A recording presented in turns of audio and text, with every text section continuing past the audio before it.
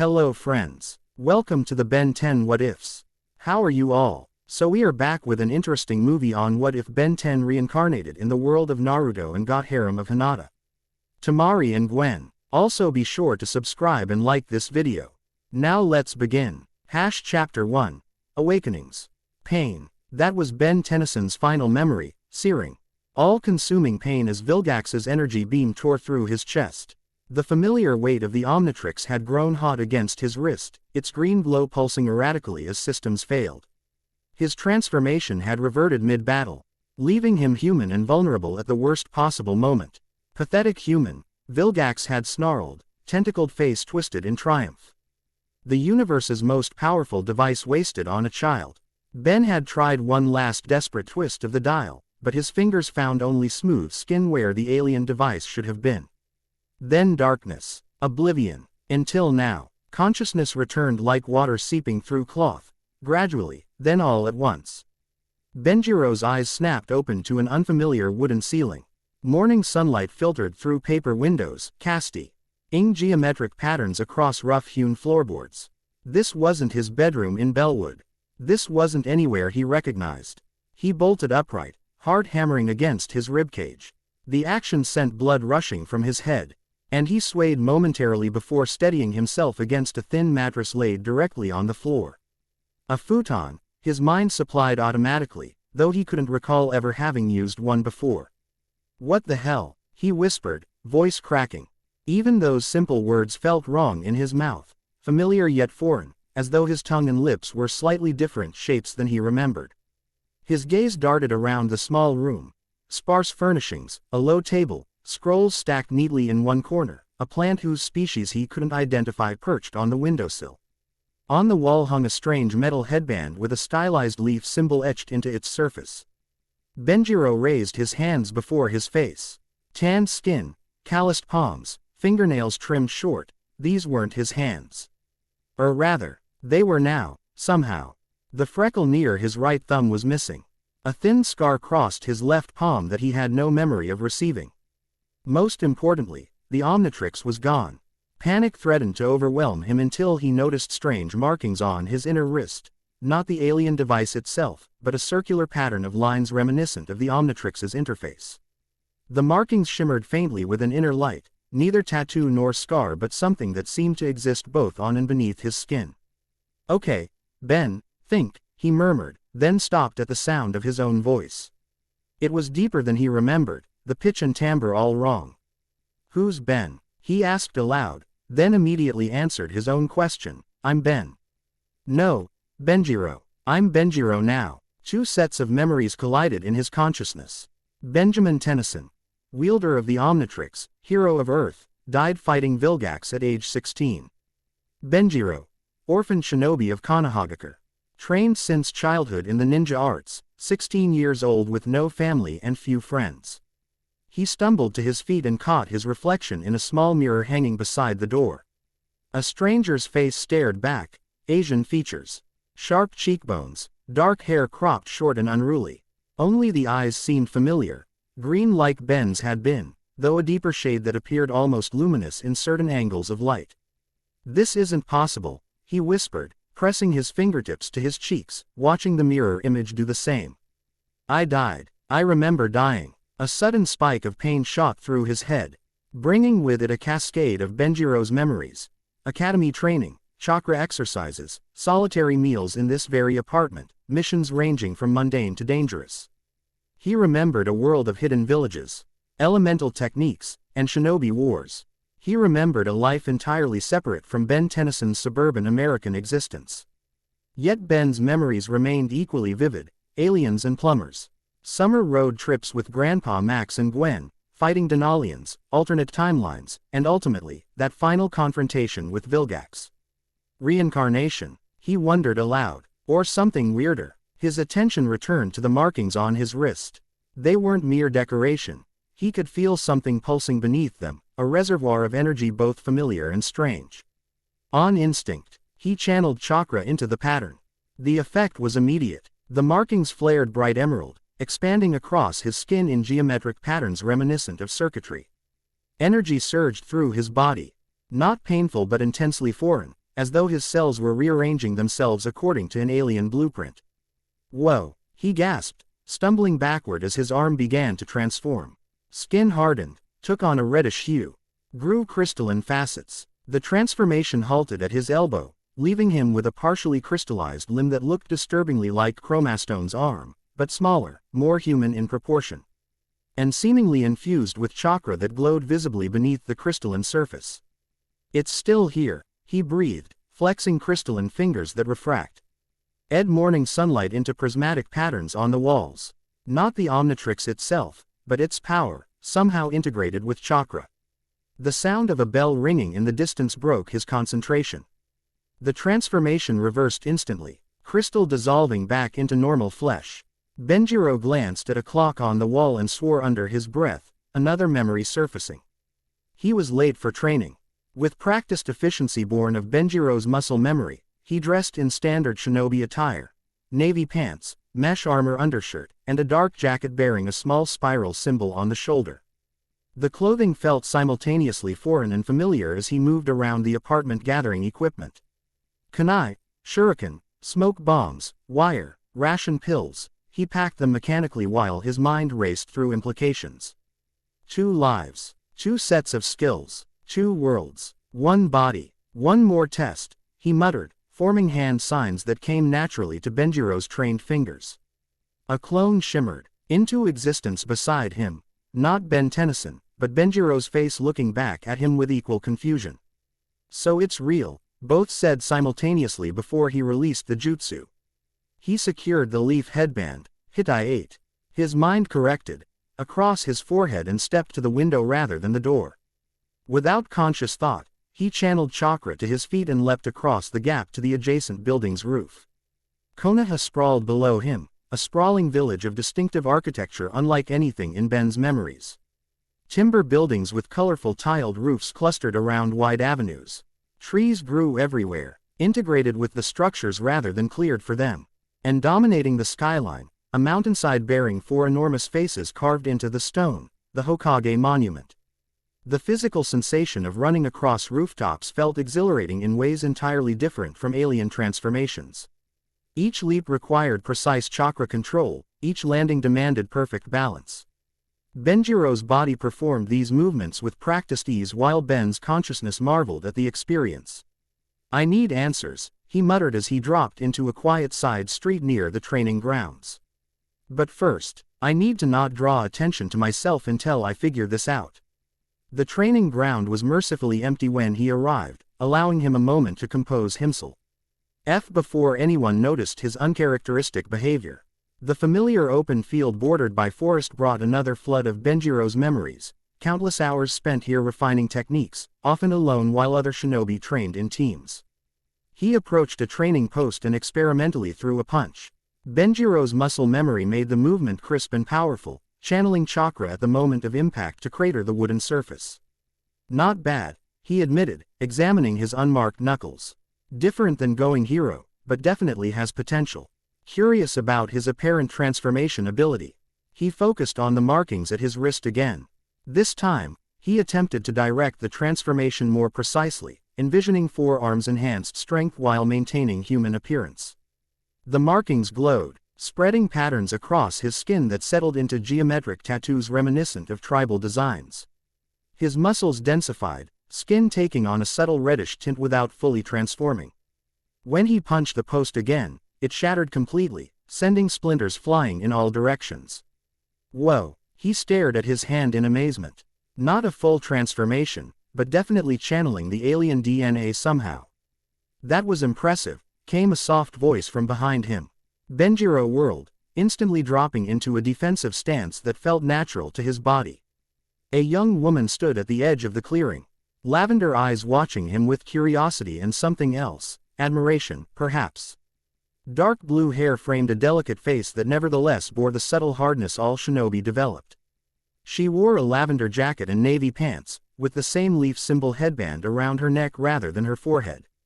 Benjiro recognized her immediately from both sets of memories. This was Hinata Hyuga, heir to the prestigious Hyuga clan, wielder of the Byakugan, and one of the few people who had ever shown kindness to the orphan shinobi. "Hinata," he acknowledged, straightening from his stance. I didn't hear you approach. She smiled slightly, though her eyes remained focused on his arm where the glowing patterns were already fading. Your chakra felt different just now. I wasn't spying, she added quickly, a faint blush coloring her cheeks. I was heading to the waterfall to practice when I sensed an unusual chakra signature. Benjiro glanced down at his arm, now returned to normal appearance. Just trying something new, he said carefully, testing how easily lies came in this form. Not very, it seemed. Something about Hinata's direct gaze made fabrication difficult. It looked like a keke genkai, she observed, moving closer with uncharacteristic boldness. But you've never demonstrated one before. He hesitated, weighing options. Hinata was known for her kindness and discretion in both worlds' memories. If anyone might offer help without immediately reporting him as a potential threat, it would be her. Honestly, I'm not sure what it is, he admitted. It just manifested recently. I'm still figuring it out. Her brow furrowed with concern. You should inform Lady Tsunade. Spontaneous keke genkai manifestation is extremely rare, but not unheard of. It could be related to dormant bloodlines in your family history. Family history. The words struck Benjiro like a physical blow. Ben Tennyson had parents, a cousin, a grandfather. People who must be mourning him now in another reality. Benjiro had no one. His parentage remained a mystery even in his own memories. Maybe, he conceded, but I'd like to understand it better first. Hinata's Byakugan activated without hand signs, a testament to her mastery. The veins around her eyes bulged slightly as her pupils became more defined. She studied his chakra network with her keke genkai's penetrating vision. Your chakra pathways are unlike anything I've seen, she said after a moment, voice tinged with wonder. There's a secondary network overlaying the primary one, almost like, she stopped. Searching for words, almost like your chakra exists in two different patterns simultaneously. That tracked with his dual consciousness. Can you tell if it's dangerous? She shook her head, deactivating her Byakugan. It doesn't appear harmful. The networks aren't fighting each other. They're integrated, though the secondary pattern seems newer, less established. She hesitated before adding, Benjiro, you should really consult with medical specialists. This could be important. He nodded noncommittally. I'll consider it. For now, I'd appreciate if you kept this between us. The request clearly troubled her, but she nodded. For now, but promise you'll seek help if anything changes or worsens. Deal, he agreed, grateful for her understanding. Actually, would you mind helping me with something? Your Byakugan could be really useful while I practice controlling this, whatever it is. Her expression brightened. Of course. What do you need me to do? Just watch my chakra flow and tell me what happens when I activate it, he explained, raising his wrist where the circular pattern remained faintly visible. For the next hour, they worked together in the clearing. Benjiro attempted various partial transformations while Hinata provided detailed observations of his chakra behavior. With each attempt, he gained better control, managing to manifest specific alien traits without full conversion. It's similar to nature transformation, Hinata observed after he successfully generated heat from his palms, a partial heat blast manifestation. But instead of changing chakra properties, you're changing physical properties using chakra as a catalyst. That makes sense, Benjiro nodded, examining his slightly reddened but otherwise normal-looking hands. It's using less chakra this way, too. Their training session ended abruptly when three figures appeared at the edge of the clearing. Benjiro recognized them immediately. Naruto Uzumaki, Sakura Haruno, and Kakashi Hatake, Team 7. Among the most prominent shinobi in the village. Hinata, Naruto called, waving enthusiastically as he approached. We've been looking everywhere for you. Gr. Annie Tsunade has a mission for us and said you'd be joining Team 7 since Sai's still recovering. The blonde shinobi skidded to a halt, finally noticing Benjiro. Oh, hey, Benjiro, Sakura supplied, giving her teammate an exasperated look before offering a polite smile. Sorry to interrupt your training. Kakashi, seemingly absorbed in his ever-present orange book, nevertheless observed the scene with careful attention. Interesting technique you were practicing, he commented casually. I don't believe I've seen that particular chakra manipulation before. The Jonin's single visible I missed nothing. And Benjiro felt a spike of unease. Kakashi's reputation for perception was well earned. Just experimenting, Benjiro replied with a casual shrug that he didn't entirely feel. Nothing special, really. Kakashi's eye crinkled in what might have been a smile beneath his mask. Because it looked remarkably like a Kekkei Genkai activation to me. Particularly interesting for someone with no known bloodline. Naruto looked between them, confusion evident. Huh, what Kekkei Genkai? Naruto. Sakura hissed, elbowing him. Don't be rude. It's fine, Benjiro interjected. It's new to me too. Just discovered it recently, actually. Kakashi's expression turned serious. In that case, you should report to the Hokage immediately. Spontaneous bloodline manifestations are classified as potential security concerns until properly documented. Benjiro tensed. Ben's instincts immediately distrustful of authority while Benjiro's training demanded compliance. Is that an order? Consider it strong advice. Kakashi replied mildly. Which becomes an order if declined. Hinata stepped forward, surprising everyone.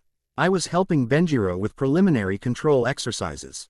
I've examined his chakra network with my Byakugan and found no signs of instability or external influence. Kakashi nodded. Your assessment is valuable, Hinata, but procedure exists for a reason. New Kekkei Genkai require proper documentation and classification. He turned to Benjiro. I'm sure you understand the village's caution, given past incidents with bloodline thieves and experiments. He did understand, drawing on Benjiro's memories of Orochimaru and other threats. Fine, I'll go, but I'd like Hinata to come as well, since she's already familiar with what's happening. That's reasonable, Kakashi agreed. Hinata can join us after briefing with Lady Tsunade about the upcoming mission. Naruto, Sakura, you two head to the mission office and start preparations. Hinata and I will escort Benjiro to the Hokage. The group separated, with Naruto offering an encouraging thumbs up to Benjiro before departing with Sakura. As they walked toward the Hokage Tower, Benjiro struggled to keep his dual memories organized. Ben wanted to run, to avoid government entanglements. Benjiro understood the necessity of proper protocols in a shinobi village. Relax, Kakashi advised without looking up from his book. Lady Tsunade is strict but fair. If your Kekkei Genkai poses no threat to the village, you have nothing to worry about. And if she decides it does pose a threat? Benjiro couldn't help asking. Kakashi finally closed his book, giving Benjiro his full attention. Then we address it appropriately. But I doubt it will come to that. The Hokage's office occupied the top floor of the central administrative building. Tsunade sat behind a desk drowning in paperwork, amber eyes sharp with intelligence and weariness. Her youthful appearance belied her true age, another detail that Benjiro's memories supplied automatically. Kakashi, she acknowledged, setting aside a document. This isn't about Team 7's mission, I presume. A different matter, Kakashi confirmed. Benjiro appears to have manifested a previously unknown Kekkei Genkai. Hinata has been assisting him with preliminary control exercises. Tsunade's gaze shifted to Benjiro, assessing him with the clinical precision of a medical specialist. Spontaneous manifestation or deliberate concealment? Spontaneous, Benjiro answered firmly. It started this morning. Her eyes narrowed. Show me. Drawing a steadying breath, Benjiro channeled chakra into the markings on his wrist. The geometric patterns spread across his arm, and he carefully controlled the transformation to manifest just Diamond Head's crystalline forearm. Tsunade's composure slipped for just a moment, genuine surprise crossing her features before she masked it. Fascinating. Some form of physical transformation Kekkei Genkai. Yes, but there's more. Hinata interjected softly. His chakra network contains a secondary pattern overlaid on the primary one. They're integrated, not competing. The Hokage rose from her desk and approached. Medical chakra already glowing around her hands. May I? Benjiro nodded, and she placed her palms near his transformed arm without touching it. Remarkable, she murmured after several moments of examination. The cellular structure is crystalline, yet maintains organic properties. And your chakra? She paused, brow furrowing. Hinata is correct. There's a secondary system intertwined with your normal network. It's nothing like I've seen before. The transformation reverted, crystal receding into normal skin. I can manifest other forms too, Benjiro explained.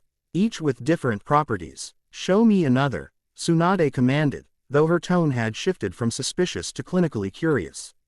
This time, Benjiro channeled Heat Blast's properties, allowing his AR-M to develop magma-like cracks with glowing energy beneath. Heat radiated from the limb without burning him. Temperature manipulation as well, Tsunade noted, making no effort to hide her fascination now. How many different transformations can you perform? Benjiro hesitated. The Omnitrix had contained DNA from thousands of alien species, but he had no idea how many he could access in this form. I'm not sure yet. I'm still discovering the extent of it. Tsunade returned to her desk and began writing notes. You'll need to undergo comprehensive testing with our medical and research divisions. This could be an extremely valuable ability for the village.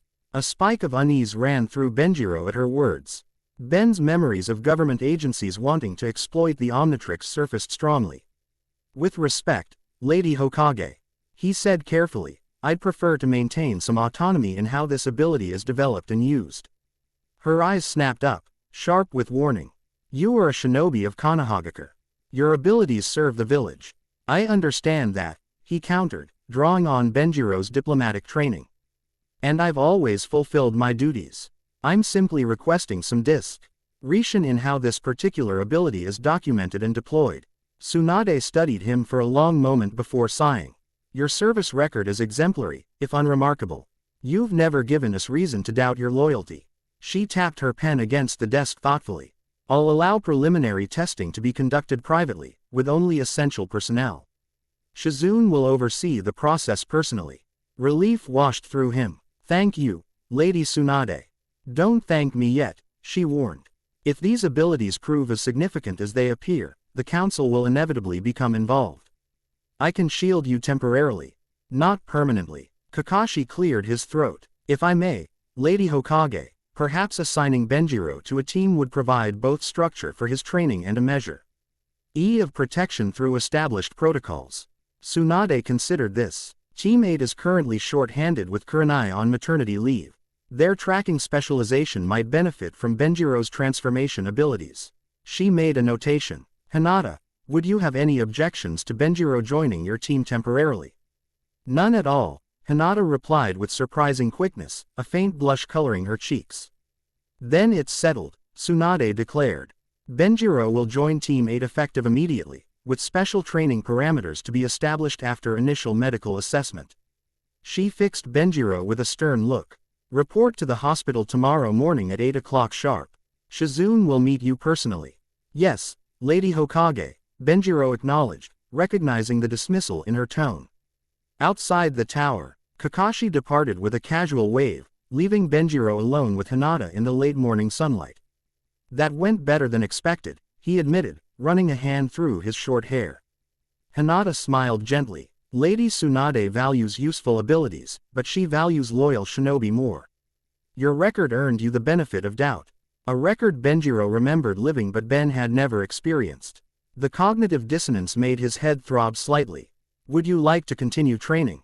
Hinata asked, gesturing toward the training grounds. We have a few hours before I need to prepare for the mission. The offer was tempting, but Benjiro shook his head. I think I need some time to process everything. But thank you, for your help and for standing up for me in there. Her blush deepened slightly. It was nothing. Anyone would have done the same. No, he contradicted gently, they wouldn't. Most would have reported me immediately or stayed silent during the meeting. You did neither. That means a lot. She ducked her head, clearly unused to direct praise. Will you be all right? This must be overwhelming. More than she could possibly imagine. I'll manage. When do you leave for your mission? Quote, tomorrow morning, she replied. It should only be a few days, just delivering documents to the border outpost and gathering intelligence reports. Benjiro nodded, suddenly reluctant to see her go. Something about Hinata's presence was grounding, helping him navigate the swirling confusion of his dual memories. Be careful out there, he said. Always, she promised with a small smile. Good luck with your medical evaluation tomorrow. They parted ways at the market district, Hinata heading toward the Hyuga compound while Benjiro turned toward his apartment. The streets were busy with midday commerce, civilians and shinobi mingling in the marketplace. The normalcy of the scene contrasted sharply with the turmoil of his internal experience. Back in his apartment, Benjiro collapsed onto his futon, mental exhaustion finally catching up with his physical energy. He closed his eyes, intending only to rest momentarily, but sleep claimed him instantly. Dreams came in disjointed fragments, battles against Vilgax merging seamlessly with Benjiro's missions, Gwen's face blurring with Hinata's, Grandpa Max morphing into the third Hokage. Throughout it all, the Omnitrix's familiar weight kept transforming into the strange markings now etched into his wrist. In one vivid sequence, Vilgax stood before him in Konoha's central plaza, tentacled face twisted in a sneer. "Did you think death would save you, Tennyson?" The alien warlord growled. "The Omnitrix's power transcends dimensions. Wherever it goes, I will follow." Benjiro tried to activate his transformations, but the markings on his wrist only sputtered with weak green light. "Your device has evolved," Vilgax continued, reaching toward him with clawed hands. "As have I. This world's energy, this chakra, holds possibilities beyond even the Omnitrix's original design." The dream shifted suddenly, and Professor Paradox stood where Vilgax had been, his timeless eyes sorrowful. "Quite the predicament you've found yourself in, young Benjamin," the Time Walker observed, pocket watch dangling from his fingers. "Or should I say Benjiro now? What happened to me?" Benjiro demanded. "How is this possible? The universe abhors a vacuum," Paradox replied cryptically. "When the Omnitrix was destroyed in your battle with Vilgax, its energies had to go somewhere. Or somewhen, or some dimension." He smiled sadly. "The multiverse is vast, Benjamin, with countless realities existing simultaneously. In some, you never found the Omnitrix. In others, you became something far different than a hero. But why this world? Why ninjas and chakra and—" "Perhaps because this reality needed you," Paradox suggested. "Or perhaps because the fundamental energy of this world, Akra, was most compatible with the Omnitrix's power. The barriers between dimensions are not as solid as most believe. Particularly now." "Now, what's happening now?" Paradox's expression turned grave. "The walls are thinning, Benjamin. Your arrival was merely the first ripple. Others will follow. Some have already begun." The dream dissolved before Benjiro could ask more questions, the professor. Esser's warning echoing as consciousness returned. He awoke with a gasp, afternoon sunlight now replaced by early evening shadows. The dream remained vivid in his mind, unlike typical dreams that faded upon waking. It had felt significant, almost prophetic. "The walls are thinning," he murmured, sitting up and rubbing his eyes. Could it have been real? Professor Paradox had always moved through time and space with incomprehensible ease. Was interdimensional travel merely an extension of that ability? Hunger gnawed at his stomach, prompting him to leave philosophical questions for later. He prepared a simple meal from supplies in his small kitchenette, another set of actions that felt simultaneously foreign and familiar. Benjiro's tastes ran toward traditional Japanese cuisine, while Ben craved chili fries and smoothies that didn't exist in this world. As evening settled over Konoha, Benjiro decided to take a walk to clear his head. The village transformed at sunset, lanterns illuminating storefronts and restaurants. Off-duty shinobi gathering at izakaya, civilians enjoying the cooler evening air. It was beautiful in a way utterly different from Bellwood's suburban sprawl. His wandering led him toward the outskirts, where training grounds gave way to forested areas still within the village walls. Few people ventured here after dark, making it an ideal place to experiment RTHER with his abilities without observation. In a small clearing, Benjiro activated the markings again, this time attempting a more complete transformation. He envisioned 4 arms. The Tetraman DNA had always been among the most stable and straightforward to control. The transformation progressed further than before, red skin spreading across his entire body, muscles bulking, but stopping short of growing additional limbs.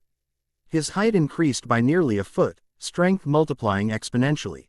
When he struck the ground, the impact created a small crater. "Getting closer," he muttered, voice deeper and rougher in this form. Still not complete, though. He reverted to human form and tried again, focusing on Diamond Head this time. The crystalline transformation spread further, covering his entire upper body before halting at his waist. He could generate and manipulate crystal projections from his arms, but couldn't achieve the full Petrosapian form.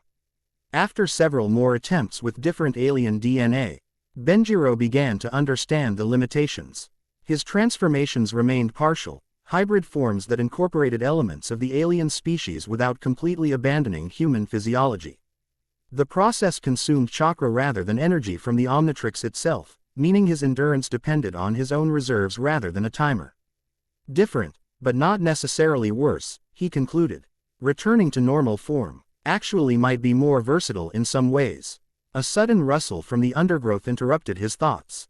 Benjiro spun toward the sound, instinctively reaching for a kunai. "Who's there?" he called, scanning the darkened forest edge. No response came, but his enhanced senses, another apparent side effect of the Omnitrix's integration with his chakra, detected multiple presences concealing themselves among the trees. At least 3 individuals, moving with the disciplined silence of trained shinobi. But not Konoha shinobi. Benjiro couldn't explain how he knew this. But the certainty settled in his mind nonetheless. These were intruders. "I know you're there," he called out, buying time as he assessed options. "Konoha's border patrols will be making rounds soon. You might want to explain yourselves before they arrive." A chuckle emanated from the darkness, followed by a figure stepping into the moonlit clearing. The man wore nondescript, dark clothing with no village insignia, but the customized breathing apparatus covering the lower half of his face marked him as a specialized operative of some kind. "Benjiro Tennyson," the man stated flatly. "Or do you prefer Ben? We've been waiting for you to manifest." The name combination sent ice through Benjiro's veins. No one in this world should know the name, Ben, or connect it to him. "Who are you?" he demanded, subtly shifting his stance to defensive position. "Someone interested in dimensional anomalies," the man replied casually. "Particularly those carrying the power of the Omnitrix across reality barriers." 2 more figures emerged from the forest, a woman with short silver hair and a larger man whose massive frame suggested enhanced strength. Both wore similar thing apparatus and nondescript clothing. "How do you know about that?" Benjiro questioned, mind racing. These weren't ordinary shinobi. They knew about Ben Tennyson, about the Omnitrix, about dimensional travel. The woman spoke, her voice muffled slightly by her mask. "The energy signature is unmistakable. We've been tracking dimensional breaches for months. Yours was the first substantial enough to investigate personally. We're merely observers," the first man added, taking another step forward. "Studying the phenomenon. We'd like to examine you more thoroughly, understand how the transfer occurred." "Not happening," Benjiro replied flatly, reaching for his transformation ability. The markings began to glow beneath his sleeve. The larger man moved with surprising speed, appearing beside Benjiro in an instant. A heavy hand clamped onto his wrist, disrupting his chakra flow. "Resistance is unnecessary," the man rumbled. "This examination happens with or without your cooperation." Benjiro reacted instinctively, combining Benjiro's taijutsu training with Ben's combat experience. He twisted beneath the man's grip, using the larger opponent's momentum against him to break free and create distance. "I said no," he repeated, successfully activating a partial transformation this time. His arms crystallized into diamond heads form while his legs took on XLR8s of velocity enhanced ing structure, a hybrid transformation impossible with the original Omnitrix. The 3 attackers paused, clearly reassessing their approach. "Fascinating," the woman murmured. "Simultaneous incorporation of multiple DNA profiles. The integration with chakra has enhanced the device's capabilities beyond our projections." "This isn't a device anymore," Benjiro corrected, forming crystal shards along his arms. "It's part of me now." The leader signaled to his companions. "Subdue him." Minimal damage. They attacked simultaneously, each demonstrating jutsu unlike any Benjiro recognized. The Wong exhaled a strange mist that seemed to distort space itself around it. The larger man's skin hardened in a manner reminiscent of Cannonbolt's armor. The leader manipulated shadows that moved independently of light sources. Benjiro dodged the mist, deflected shadow tendrils with crystal projections, and countered the armored charge with enhanced speed. His hybrid form provided advantages none of them anticipated, allowing him to combine defensive capabilities with offensive techniques seamlessly. "You're making a mistake," the leader called as Benjiro shattered another shadow attack. "We're not your enemies. We seek understanding," not conflict. Funny way of showing it, Benjiro retorted, launching crystal shards that pinned the woman's sleeve to a nearby tree. Most researchers I know, don't ambush their subjects in the forest at night. The fight escalated as the intruders abandoned pretense of restraint.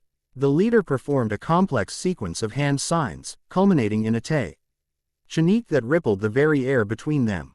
Benjiro felt his transformation waver, the connection to his alien DNA temporarily disrupted. Dimensional suppression technique, the man explained with evident satisfaction. Temporarily separates quantum frequencies, interrupting your connection to alternate reality DNA.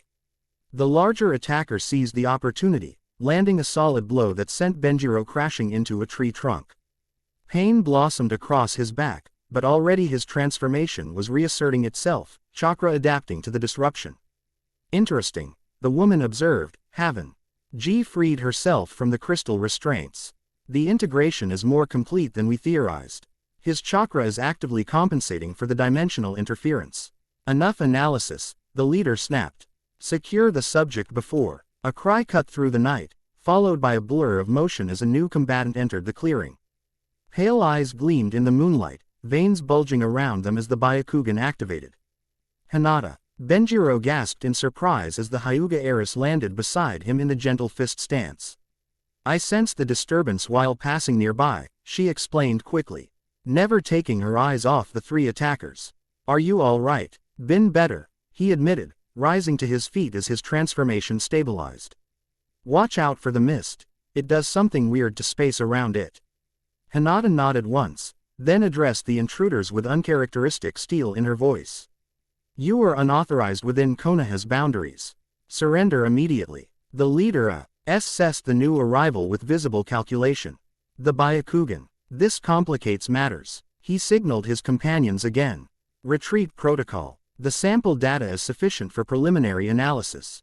You're not going anywhere, Benjiro declared, launching forward with XLR8's speed. His crystallized fist connected with the leader's chest, shattering what turned out to be a shadow clone. The real attackers were already retreating into the forest, moving with unnatural speed. Hinata's Byakugan tracked them momentarily. They're using some kind of space-time technique, she reported. Their chakra signatures are distorting somehow. Benjiro started to pursue but halted when Hinata caught his arm. Wait, village security protocols require us to report this immediately rather than pursue unknown hostiles alone. The Ben portion of his consciousness chafed at letting enemies escape, but Benjiro's shinobi training acknowledged the wisdom in her words. These weren't ordinary adversaries, and charging after them without backup would be reckless. You're right, he conceded, allowing his transformation to recede. But they knew things they shouldn't know. About me, about things from before. Hinata's expression showed confusion but not dismissal. Before what? Benjiro hesitated, then made a decision.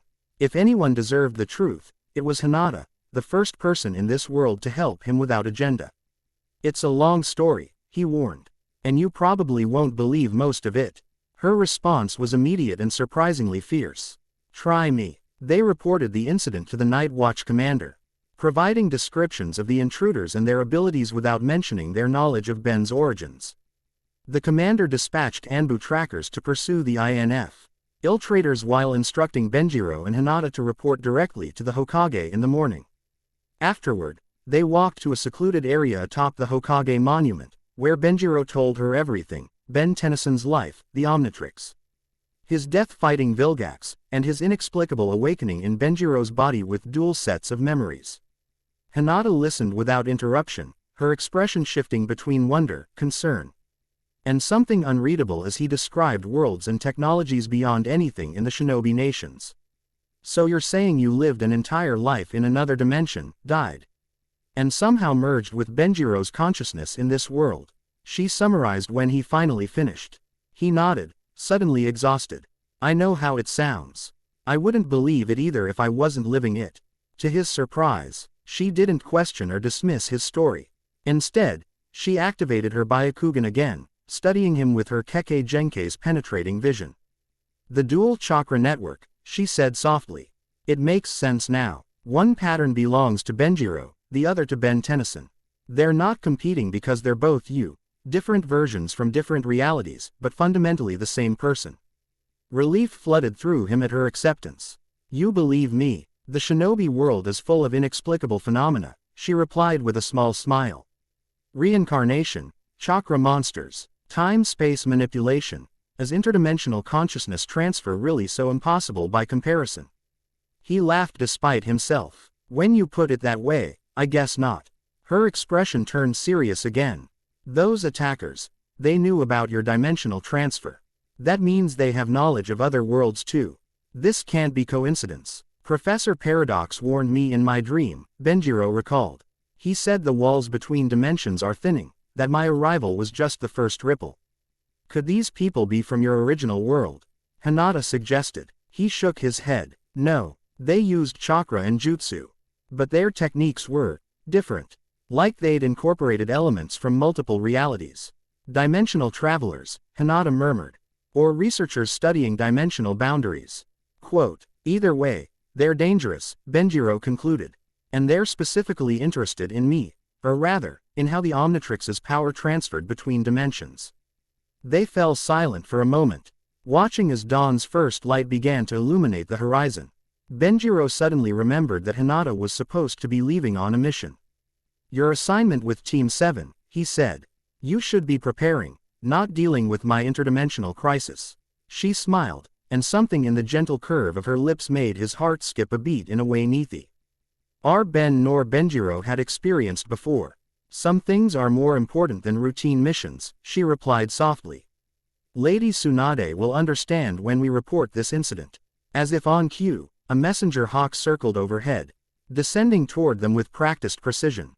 Hinata extended her arm, allowing the bird to land and delivering its small scroll. Speaking of Lady Tsunade, she murmured, unrolling the message. We're both summoned immediately. It seems the Anbu found something. They made their way to the Hokage Tower as morning broke over Konoha. The village was just beginning to stir. Shopkeepers opening storefronts, early rising shinobi heading to training grounds. None of them aware that the boundaries between realities might be crumbling around them. Tsunade looked as though she hadn't slept, amber eyes sharp despite the early hour. Shizune stood beside her desk with a worried expression, while Kakashi leaned against the wall, apparently casual but radiating alertness. Report, Tsunade commanded without preamble as they entered. Benjiro described the encounter in detail, including the attacker's knowledge of his dimensional origin. He omitted his full explanation to Hinata, framing it instead as though the attackers had somehow discovered his secret independently. They were specifically interested in how the Omnitrix's power transferred between dimensions, he concluded. They called themselves observers studying dimensional anomalies. Tsunade's expression darkened. The Anbu trackers lost them at the village boundary. They appear to have used some form of space-time ninjutsu to escape, similar to the Flying Thunder God technique, but with differences our sensors couldn't categorize. What did they mean by dimensional anomalies? Kakashi asked, addressing Benjiro directly. And what is this Omnitrix they referred to? The moment of truth had arrived sooner than expected. Benjiro glanced at Hinata, who gave a subtle nod of encouragement. The Omnitrix was a device from another reality, he explained carefully. A reality where I lived a different life, with a different name, Ben Tennyson. Yesterday morning, I woke up with two complete sets of memories. Benjiro's life here, and Ben's life there. The room fell silent as the implications settled. Tsunade's expression remained carefully neutral, while Kakashi's visible eye narrowed slightly. Only Shizune showed open surprise. You're claiming to be a reincarnated consciousness from another dimension? Tsunade finally asked. Not exactly reincarnation, Benjiro clarified. More like merger. I'm still Benjiro, with all his memories and training. But I'm also Ben, with all his experiences and knowledge of the Omnitrix. The markings on your wrist, Shizune realized. They're connected to this device from the other reality. He nodded. The Omnitrix allowed transformation into different alien species. Here, that power has somehow integrated with my chakra network, allowing partial transformations with similar abilities. Hinata, Tsunade turned to the Hyuga heir. You've observed his chakra network with your Byakugan. Does this explanation align with what you've seen? Yes, Lady Hokage, Hinata confirmed without hesitation. His chakra system shows a dual pattern consistent with merged consciousness from different origins. The transformations draw on both networks simultaneously. Tsunade drummed her fingers on the desk, considering. Under normal circumstances, I'd refer you to the Intelligence Division for thorough examination to verify this extraordinary claim. Her eyes fixed on Benjiro with surprising intensity. But these attackers and their knowledge of dimensional boundaries suggest we don't have that luxury. We need to understand what's happening quickly. I've encountered something similar once before, Kakashi interjected unexpectedly. During an S-rank mission to the Land of Snow, my team encountered technology that appeared to manipulate dimensional boundaries. The research was deemed too dangerous and was destroyed, but the lead scientist mentioned theories about parallel realities. The Land of Snow incident was classified. Tsunade noted with a raised eyebrow. Kakashi shrugged. Dimensional boundaries being breached seemed relevant enough to mention. The Hokage sighed heavily. Very well. Benjiro, your med.Ical examination will now include additional protocols to verify your dimensional merger claim. Kakashi will oversee the process along with Shizune. She turned to Hinata. Your mission with Team 7 is postponed. I'm reassigning you to work directly with Benjiro until we understand the full nature of this situation. What about the attackers? Benjiro asked. They're still out there, and they see. Med very interested in how the Omnitrix's power crossed dimensions. I've already dispatched Anbu teams to reinforce our borders and alert neighboring allies, Tsunade replied. But our priority Muse. TB understanding your abilities in this dimensional phenomenon. If the boundaries between realities are indeed weakening, we need to know everything possible about the process. As they left the Hokage's office, Benjiro felt a strange sensation ripple through his awareness, a familiar energy signature that shouldn't exist in this world. For just a moment, he sensed something impossibly distant yet terrifyingly close. Like a predator watching from just beyond perception. Hinata noticed his sudden tension. What is it? Benjiro stared out the window toward Konoha's boundaries, a chill running down his spine as he recognized the signature. Vilgax, he whispered. Somehow, somewhere, he's coming. Chapter 1 End Chapter 2, Desert Winds. 3 days after the encounter with the mysterious attackers, Benjiro found himself standing at Konoha's main gate, travel pack secured firmly across his shoulders. The medical examinations had been intense but ultimately inconclusive. His condition was unprecedented in Konoha's medical records. Shizune had documented his transformations in meticulous detail, but the true nature of his dimensional merger remained scientifically inexplicable. This is such a drag, Shikamaru Nara complained beside him, lazily adjusting his own pack. A diplomatic courier mission to Suna in the middle of summer. The heat's going to be unbearable. Benjiro smiled despite his nervousness. Shikamaru's perpetual disinterest was oddly reassuring, a constant in a world that had become increasingly uncertain. Lady Tsunade said the mission was time-sensitive, Benjiro reminded him. Something about trade agreement revisions that can't wait for cooler weather.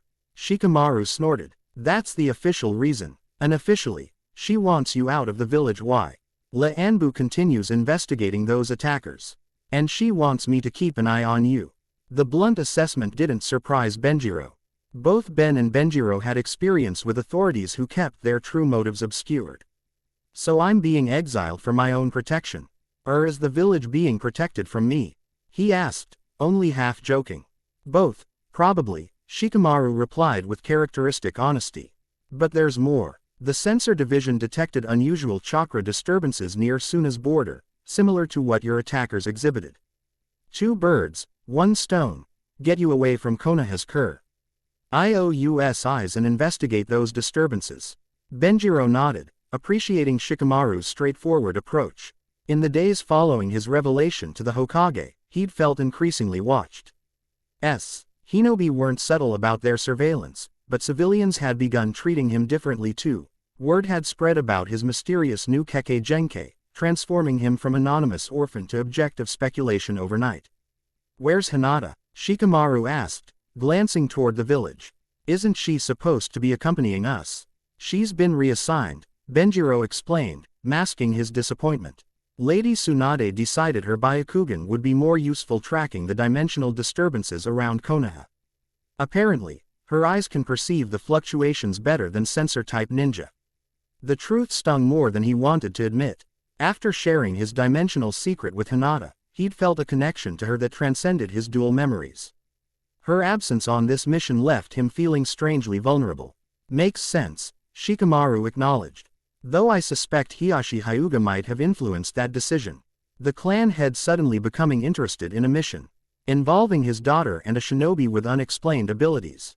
Not coincidental. Before Benjiro could respond, a third figure approached the gates, Temari of the Sand, instantly recognizable by her distinctive four-ponytailed blonde hair and the massive iron fan strapped to her back. She walked with confident strides, her expression businesslike as she approached. "You're late," she addressed Shikamaru without preamble. "We were supposed to depart at dawn." Shikamaru shrugged. The sun's barely cleared the horizon. "Close enough." Temari rolled her eyes before turning her attention to Benjiro, assessing him with a calculating gaze that made him feel transparent. "So you're the one with the new Kekkei Genkai everyone's talking about." Benjiro, "Right, that's me," he confirmed, extending a hand. "And you're Temari, the Cage's sister." She ignored his outstretched hand, continuing her appraisal. "Lady Tsunade's message mentioned you might need special accommodations during travel. Something about environmental effects on your abilities." Benjiro dropped his hand, trying not to feel rebuffed. "My transformations are still unpredictable in certain conditions. I've never tested them in desert environments." "Transformations," she repeated, eyebrow arched skeptically. "I've heard the rumors, but rumors in ninja villages tend toward exaggeration." "Trust me," Shikamaru drawled, "in this case, they probably understate things. Can we get moving? Standing around talking just means traveling during the hottest part of the day." Temari nodded curtly. 3 days to Suna if we maintain good pace. I know sheltered routes that will protect us from the worst of the heat once we reach the desert." The journey began in companionable silence, following the main road west from Konoha. Benjiro used the time to organize his thoughts, mentally reviewing what he knew about Sunagaku from Benjiro's memories. The Sand Village maintained a complex political relationship with Konoha, once enemies, now allies. But with historical tensions that occasionally resurfaced during resource disputes. Temari led their small group with efficient precision, setting a pace that balanced speed with stamina conservation. Occasionally, she would point out landmarks or explain regional features with the practiced ease of someone who had traveled this route many times. Despite her initial coolness, her role as guide appeared to come naturally, and her knowledge of the land was impressive. By mid-morning, they had left Konoha's dense forests behind, entering the transitional plains Hat gradually gave way to the vast deserts surrounding Suna. The temperature rose steadily as vegetation became sparser, until finally, around noon, Temari called for a rest beneath one of the last bs Tantial groves of trees before the true desert began. "We'll stay here until late afternoon," she announced, dropping her pack in the shade. "Only fools travel the desert during peak heat. We'll better time if we rest now and continue when the sun begins to set." Shikamaru immediately sprawled beneath the broadest tree, using his pack as a pillow. "Wake me when it's time to leave," he mumbled, closing his eyes. Temari shook her head in exasperation before turning to Benjiro. "Is he always like this?" "From what I've seen," Benjiro confirmed with a smile. "But he's sharper than he lets on." "Oh, I'm well aware," she replied, a hint of respect coloring her tone. "We've worked together enough times for me to recognize when he's actually being lazy versus when he's just conserving energy while thinking 10 steps ahead of everyone else." She settled cross-legged in the shade, removing a small notebook from her pack. "So, these transformations of yours, what exactly do they entail?" Lady Tsunade's message was frustratingly vague, mentioning only a unique physical transformation Kekkei Genkai that might be affected by desert conditions. Benjiro hesitated, unsure how much to reveal. Temari wasn't just a kunoichi from an allied village, she was the sister of Suna's leader. Any information shared with her would likely reach Gaara and, by extension, Suna's council. "It's complicated," he began cautiously. "I can transform parts of my body to gain different properties, like hardening my skin into crystal, generating heat, or enhancing my speed." Her eyes narrowed with interest. "Partial transformations rather than full body changes. That's unusual for a Kekkei Genkai. Most bloodline abilities manifest consistently rather than selectively. I'm still learning to control it, he admitted. The ability only manifested recently. Show me, she requested, though her tone made it more command than request. Again, Benjiro hesitated, but decided a demonstration might help establish trust. He channeled chakra into the markings on his wrist, allowing the pattern to spread along his arm as his skin crystallized into diamond heads form up to his elbow. Temari's eyes widened, professional composure slipping momentarily. Remarkable, she murmured, leaning closer to examine the crystalline structure. It's similar to crystal release, but the formation pattern is entirely different. She looked up sharply. May I? At his nod, she touched the crystallized portion of his arm, running fingers along the faceted surface. It's warm, she observed with surprise. Quote, most crystalline transformations produce cool structures. It maintains my body temperature, Benjiro explained, finding her scientific curiosity easier to respond to than suspicion. And I can shape it to some extent. To demonstrate, he concentrated on extending a small crystal protrusion from his wrist, forming it into a rough blade before reabsorbing it back into his arm. Impressive control for a newly manifested ability, Temari commented, withdrawing her hand. What other forms can you take? Benjiro demonstrated a few more partial transformations, heat blasts thermal generation, XLR aids of velocity enhanced limbs, and forearm strength augmentation. With each demonstration, Temari's questions became more technically specific, revealing a surprisingly detailed knowledge of chakra theory and Kekkei Genkai classifications. Your transformations consume chakra at variable rates, she observed after his fourth demonstration. The crystalline form seems most efficient, while the each generation drains your reserves more quickly. Have you considered that desert conditions might affect this energy economy? Her insight surprised him. I hadn't thought about it specifically, but it makes sense. Extreme environments probably require more energy to maintain stable transformations. Temari nodded thoughtfully. Soon a shinobi learn to adapt their chakra control to desert conditions from childhood. The heat and aridity affect flow patterns in ways foreign ninja often struggle with. You might experience similar challenges. Any advice? He asked, genuinely interested. Reserve testing until we reach Suna, she recommended. The transitional desert we'll cross tonight isn't the true desert. Attempting to calibrate your abilities there would only give you misleading results. Once in Suna, I can arrange access to our training facilities where you can safely experiment. The conversation shifted to general topics as they shared a simple meal from their supplies. Temari proved knowledgeable about far more than just desert survival and combat techniques. She spoke intelligently about trade relations, cultural differences between villages, and the ongoing restructuring of the Shinobi Alliance system. Your brother has made remarkable changes to Suna's governance, Benjiro commented as they packed up to resume their journey. Benjiro's memories tell me relations between our villages were strained not long ago. Temari paused, giving him an odd look. You referred to yourself in the third person just now. Benjiro froze, mentally cursing his slip. Figure of speech, he recovered quickly. Meant to say, my memories.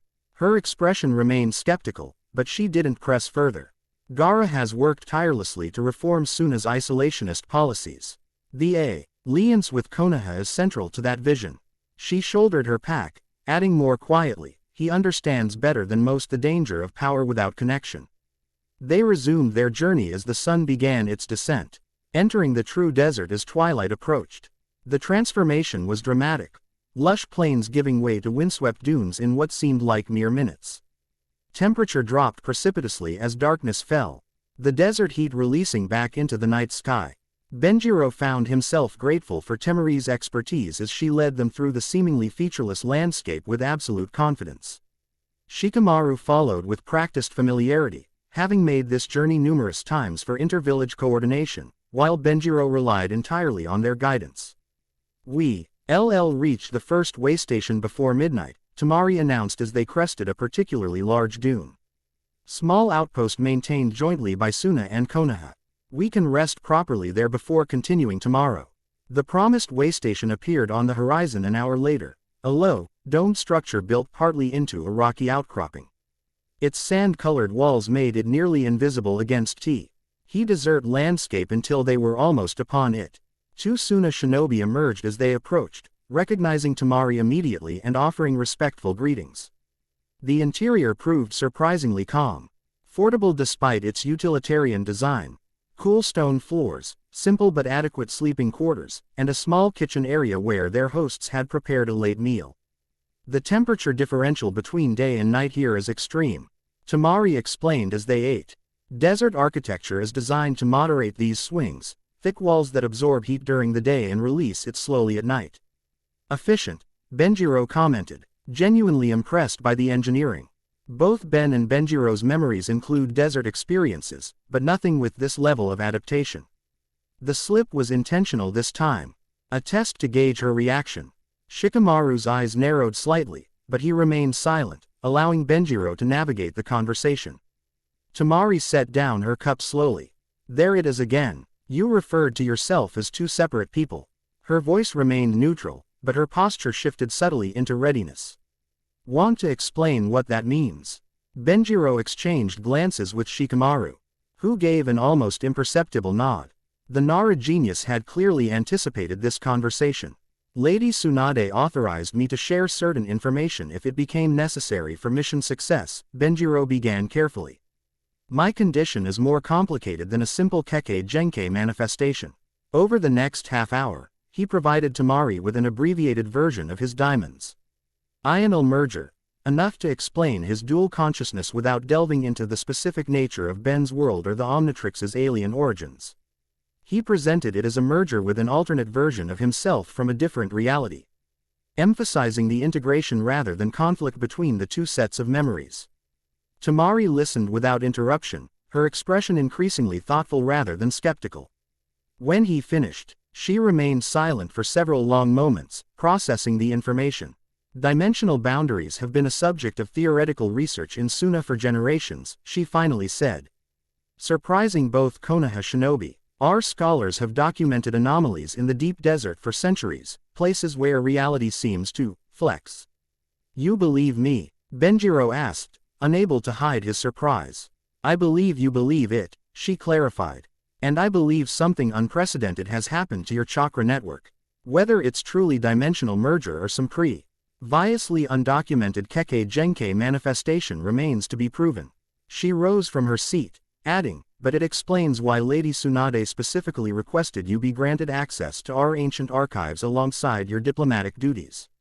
Quote, ancient archives? Shikamaru inquired, speaking for the first time since dinner began. Historical records dating back to before the village system, Temari explained. Suna was built upon ruins of a much older civilization, one that left extensive documentation of astronomical and dimensional research. Most consider it metaphorical rather than literal, but perhaps. She left the thought unfinished. Sleep came uneasily to Benjiro that night, his dreams filled with shifting landscapes that blended Bellwood's suburbs with Konoha's architecture and Suna's sweeping dunes. Professor Paradox appeared fleetingly in these dreams, always at the periphery, watching with concerned eyes but never speaking. They resumed their journey before dawn, Temari insisting they cover significant distance before the day's heat became unbearable. The terrain gradually transformed from shifting dunes to more stable sandy flatlands with occasional rocky outcroppings. By mid-morning, they could see Sunagakure in the distance, a sprawling circular city nestled within a natural basin surrounded by towering cliffs. The outer wall is 30 meters high and 15 meters thick, Temari explained as they approached. Built not just for defense but as our primary windbreak against desert storms. Unlike Konoha's wooden gates, Suna's entrance was carved directly into sandstone, massive and imposing. Guards acknowledged Temari with respectful bows before subjecting Shikamaru and Benjiro to standard identification protocols. Kazekage-sama has requested your presence upon arrival. One guard informed Temari after confirming their credentials. All three of you, he clarified, glancing at the Konoha shinobi. Benjiro's first impression of Sunagakure was one of elegant functionality. Where Konoha embraced natural elements, incorporating trees and greenery throughout its design, Suna exemplified mastery over harsh conditions. Buildings rose in graceful curves designed to redirect wind. Water conservation systems were integrated into every structure, and narrow streets provided shade throughout the day. The Kazekage's office occupied the highest level of the Central Administrative Building, a spherical structure that dominated the village skyline. Inside, temperatures remained surprisingly comfortable despite the desert heat, thanks to ingenious ventilation. Systems that Benjiro's engineering-minded aspect immediately appreciated. Gaara awaited them in a circular chamber, standing before expansive windows that overlooked his village. He turned as they entered, pale green eyes immediately finding Benjiro with unnerving intensity. "Welcome to Sunagaker," he greeted formally, voice quiet yet commanding. Though younger than Benjiro, Gaara's presence filled the room with unquestionable authority. "I trust your journey was without incident." "Completely routine," Temari confirmed, bowing slightly to her brother despite their family relationship. The formality of their interaction spoke volumes about Suna's political culture. "Good." Gaara turned his attention fully to Benjiro. "Lady Tsunade's message regarding your condition was most intriguing. A dimensional merger, she called it." Quote. Benjiro glanced at Shikamaru, who shrugged slightly as if to say, "Hokages share what they want with whom they want." "Yes, Kazekage-sama," Benjiro confirmed. "Deciding directness was the best approach. I possess memories and abilities from two different versions of myself from separate realities." Gaara nodded once. "Show me." The command was delivered without preamble or explanation. But Benjiro complied, activating a partial transformation. He chose forearms physiology, allowing red skin and enhanced musculature to manifest across his upper body. While maintaining human appearance below the waist. Gaara observed the transformation with clinical detachment, though his eyes reflected deeper interest. "When I contained Shukaku," he said after a moment, "I experienced something similar, another consciousness existing alongside my own, influencing my abilities but remaining distinct." The comparison startled Benjiro. He hadn't considered parallels between his condition and Jinchuriki experiences. "The difference," Gaara continued, "is that Shukaku sought dominance, while your alternate self appears integrated harmoniously. A merger rather than a possession." "The integration wasn't immediate," Benjiro admitted, reverting to normal form. "It took time to reconcile the different memories, different instincts. Yet you achieved balance," Gaara observed. "That is significant." He turned to Shikamaru. "The diplomatic materials can be processed through standard channels. My advisors will review the trade proposals and prepare responses by tomorrow." To Temari, he said, "Show Benjiro to the guest quarters, then take him to Research Archive Theta. He has temporary Level 3 clearance." Temari's eyes widened slightly. "Level 3, are you certain?" Lady Tsunade's request was specific, Gaara replied simply. "And after seeing his transformation, I concur with her assessment of potential relevance." The meeting concluded, dead with formal expressions of gratitude and diplomatic pleasantries. Outside the Kazecage's office, Temari led them through Suna's administrative complex with brisk efficiency. "Level 3 clear rank. Is extremely unusual for foreign shinobi," she explained as they walked. "Even our alliance with Konoha doesn't typically extend to that level of access to historical archives." "What exactly is Archive Theta?" Benjiro asked, curiosity piqued by her reaction. "Our oldest historical records," she replied, "predating the village system by centuries, possibly millennia. Most of it is considered symbolic or mythological rather than historical, stories of beings from beyond the stars, visitors from other worlds, powers that transcend chakra." She glanced at him. "Until now, that is." After showing Shikamaru to the diplomatic liaison office, Temari led Benjiro to the guest accommodations, a comfortable apartment within the administrative complex reserved for visiting dignitaries. The space was immaculately maintained, featuring design elements that reflected Suna's cultural aesthetics, geometric patterns, earth tones, and practical luxury adapted to desert living. "You have 1 hour to refresh yourself," Temari informed him. "I'll return to escort you to the archives." Her tone remained professional, but Benjiro sensed growing curiosity beneath her businesslike demeanor. True to her word, Temari returned precisely 1 hour later, now dressed in more formal attire appropriate for the archives. She led him through increasingly restricted sections of the administrative complex, Ally arriving at a heavily guarded entrance carved directly into the bedrock beneath the building. "Archive Theta is our most secure historical repository," she explained as they descended a spiral staircase. The atmosphere is carefully controlled to preserve documents that would otherwise disintegrate from exposure to modern air. The archive itself proved unlike anything Benjiro had expected. Rather than dusty scrolls or fragile tablets, they entered a vast chamber filled with crystalline structures arranged in geometric patterns. Each crystal glowed with faint internal light, colors shifting subtly as they moved through the space. Memory crystals, Temari explained, noting his amazement. Technology from before chakra was widely understood. Information is stored as light patterns within the crystalline matrix. She approached a central pedestal and performed a complex sequence of hand signs. The crystals throughout the chamber responded, their glow intensifying as patterns of light flowed between them. State your research parameters, she instructed. Dimensional boundaries, Benjiro replied after a moment's consideration. Particularly anything involving transfer of consciousness or power between realities. Quote, the crystal array shifted, reorganizing itself until several larger crystals separated from the main collection, floating toward them. Impressive, Benjiro murmured, both sets of memories equally fascinated by technology that seemed advanced even by Ben's standards. The system responds to intent as much as specific terms, Temari explained. It's cirque, hing conceptually rather than by keyword. She gestured to the nearest crystal. Touch it to access the information. Benjiro placed his palm against the cool surface of the nearest crystal. Immediately, knowledge flooded his consciousness, not as words or images but as direct understanding, concepts forming fully realized in his mind. Ancient beings called Otsutsuki had traversed dimensions routinely, harvesting chakra from multiple worlds.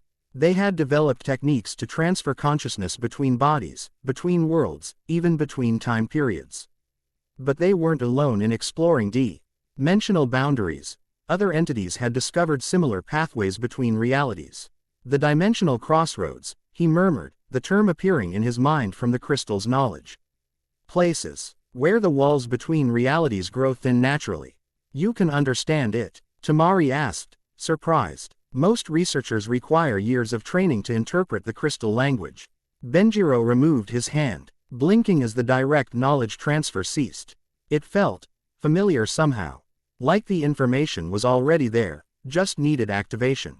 He turned to her. Have you accessed these yourself? She shook her head. I lack the necessary mental training. Few people can directly interface with the memory crystals. Usually only those with specialized meditative backgrounds or particular chakra affinities. The information confirms what I've suspected, Benjiro said, processing what he'd learned.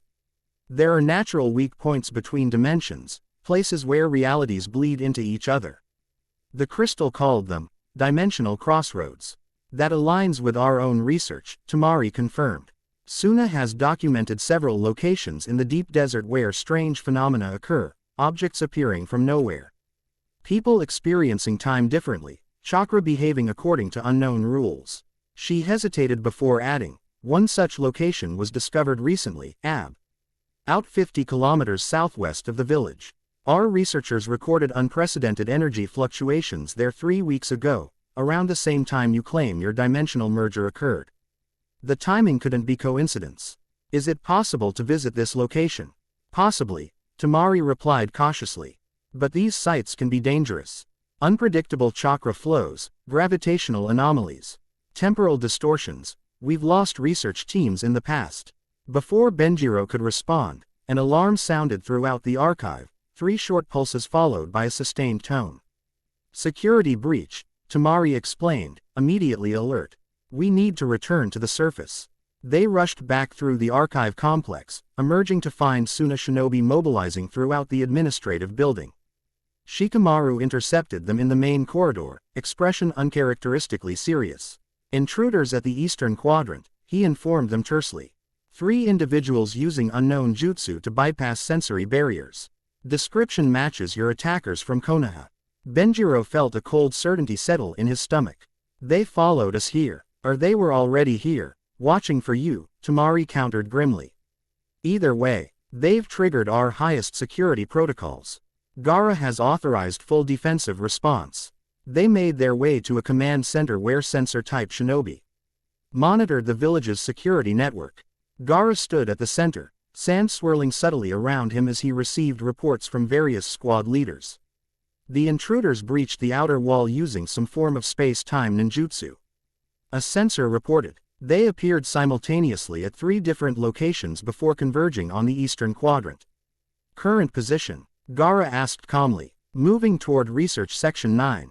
The sensor replied. They've disabled 2 Anbu squads without casualties, some kind of paralysis technique rather than lethal force. Research Section 9. Benjiro exchanged glances with Temari, who confirmed his suspicion with a slight nod.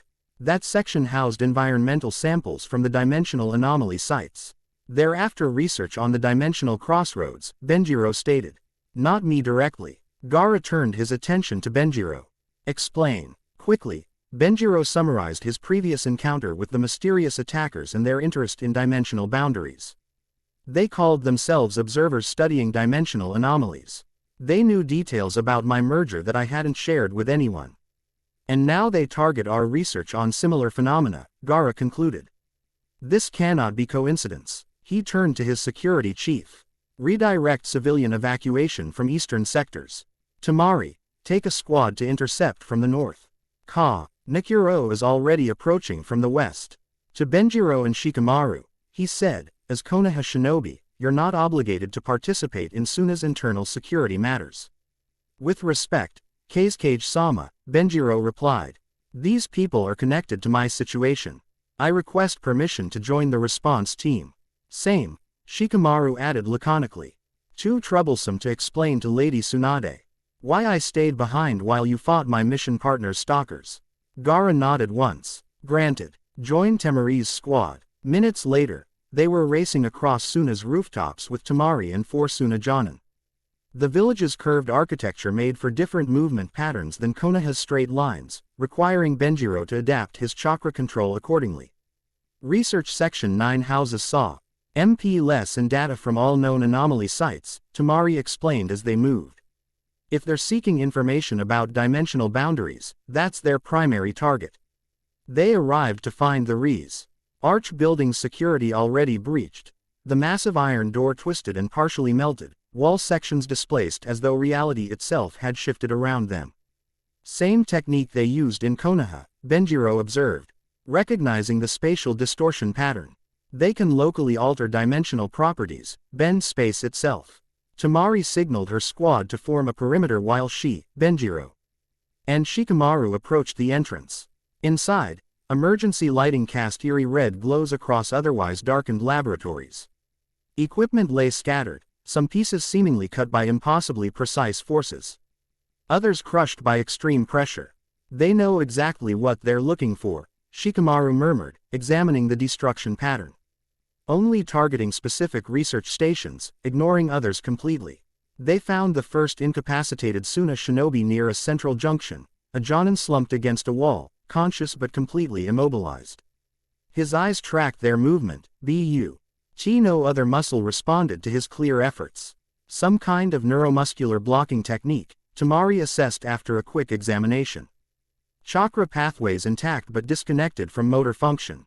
Precision work. Benjiro felt the markings on his wrist warm in response to something nearby, an energy signature that resonated with his transformed state. They're close, he whispered, activating a partial transformation. This time, he combined XLR-8's sensory capabilities with Wildmutt's tracking enhancements, allowing him to perceive energy patterns beyond normal human senses. 3 distinct signatures, he reported. Eyes glowing slightly as enhanced vision activated. 2 floors down, central laboratory. They're extracting something from the containment units. Temari directed 2 squad members to continue evacuation of incapacitated personnel while the rest of them proceeded toward the central laboratory. As they descended, Benjiro felt increasing resistance in the air itself. As though gravity fluctuated around them. Spatial distortion increasing, Shikamaru warned, his shadow stretching unnaturally ahead of them. They're manipulating local dimensional properties extensively. The central laboratory door had been removed entirely, not destroyed but seemingly erased from existence, leaving a perfectly smooth opening where it should have stood. Inside, they found the 3 figures from Konoha, each methodically extracting glowing samples from sophisticated containment units. Stop where you are, Temari commanded, unfolding her massive fan into battle position. You are unauthorized intruders in Sunagakur territory. The leader, the same masked man who had addressed Benjiro in Konoha, turned unhurriedly. Representatives of Konoha and Suna, he acknowledged without concern. Your arrival is within predicted parameters. Return those samples and surrender, Temari demanded, chakra visibly gathering around her fan. That would be counterproductive, the woman beside him replied, continuing to extract a glowing blue substance from a containment unit. These samples are necessary for stabilization protocols. The dimensional integrity of your reality depends on proper analysis and intervention. You're not helping preserve dimensional boundaries, Benjiro countered, stepping forward with his partial transformation still active. You're studying how to manipulate them. The leader tilted his head, regarding Benjiro with evident interest through his breathing apparatus. The merger subject, your transformation control has improved since our last encounter. He gestured to his companions. Complete extraction and prepare for translocation.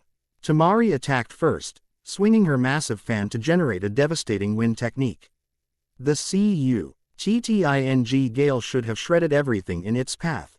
Instead, it curved impossibly around the three figures as though reality itself bent to accommodate them. Shikamaru's shadow extension technique followed. Shadow tendrils racing across the floor toward the intruders. The shadows distorted as they approached, twisting into complex patterns before dissipating entirely. Conventional ninjutsu is ineffective against dimensional manipulation, the larger man rumbled, speaking for the first time. Your techniques exist within the confines of this reality's rules. We operate beyond them. Iroh channeled more chakra into his transformation, pushing further than he had previously attempted. His body responded, morphing more completely as alien DNA expressed itself through his chakra network. Arms multiplied and expanded with forearm strength, skin hardened with Diamond Head's crystalline properties, while sensory perception remained enhanced from his initial transformation. Let's test the theory, he growled. Voice deepened by the transformation, and launched forward with augmented speed. The hybrid transformation caught the intruders by surprise. Benjiro's crystalline fist connected solidly with the larger man, sending him crashing into laboratory equipment. The leader attempted the same space warping technique used against Temari's wind attack, but Benjiro's crystalline form seemed partially resistant, allowing him to maintain momentum through the distorted space. Taking advantage of the opening, Temari and Shikamaru coordinated a combination attack, her wind chakra, enhancing his shadow binding technique to create shadow-infused cutting winds that approached from multiple angles simultaneously. The female intruder responded with the strange mist technique Iroh remembered from their previous encounter. The mist expanded rapidly, distorting everything it touched. When Temari's wind contacted it, bizarre interactions occurred, currents freezing in place, shattering like glass before reforming in new patterns. Their abilities aren't just space manipulation, Benjiro realized aloud as he grappled with the leader. They're manipulating dimensional properties of matter and energy. The fight intensified as both sides escalated their techniques. Benjiro pushed his transformation further, discovering that his hybrid form allowed him to partially resist their dimensional manipulation. Temari demonstrated why she was considered one of Suna's elite, her wind techniques becoming increasingly precise and powerful as she adapted to the enemy's unusual defenses. Shikamaru's tactical genius shone as he analyzed their opponents' capabilities in real time, adjusting strategies to exploit momentary vulnerabilities. The laboratory suffered extensive damage as reality itself warped around them, equipment imploding, walls bulging with impossible geometries, light bending in ways that hurt the eyes to observe. Despite their coordinated efforts, the intruders maintained possession of the samples they'd collected, seemingly prioritizing their protection above all else. Finally, the leader made a decisive gesture. Convergence point confirmed. Extraction complete. Initiate translocation. The female intruder produced a small device from her pouch, a crystalline structure reminiscent of the memory crystals from Archive Theta but glowing with ominous purple energy. She activated it with a complex hand sign that Benjiro didn't recognize. Stop them! Benjiro shouted, lunging forward despite the increasingly unstable dimensional fluctuations surrounding them.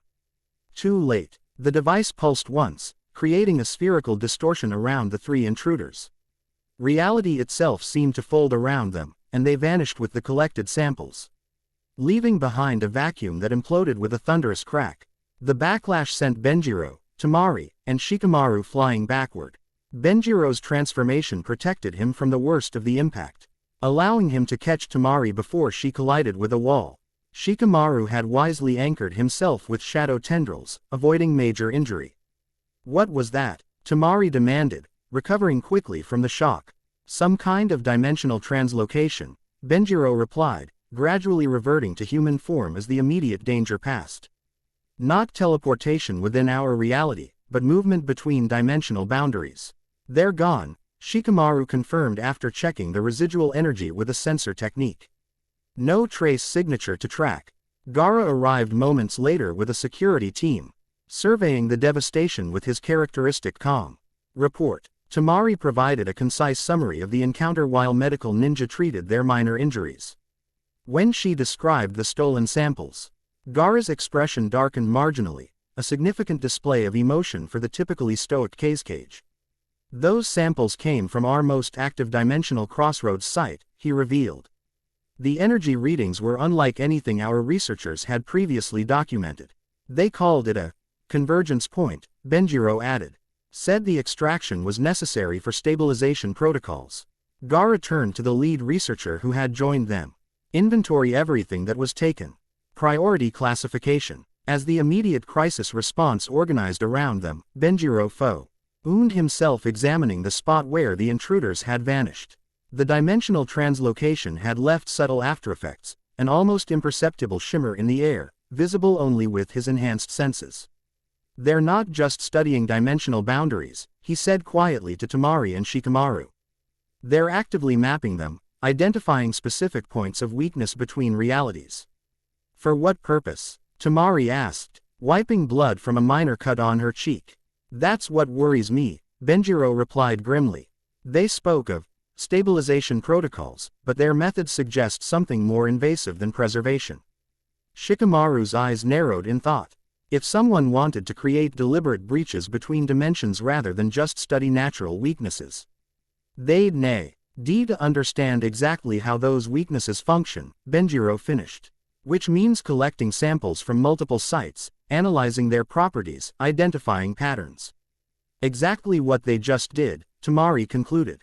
The cleanup and investigation continued through the evening.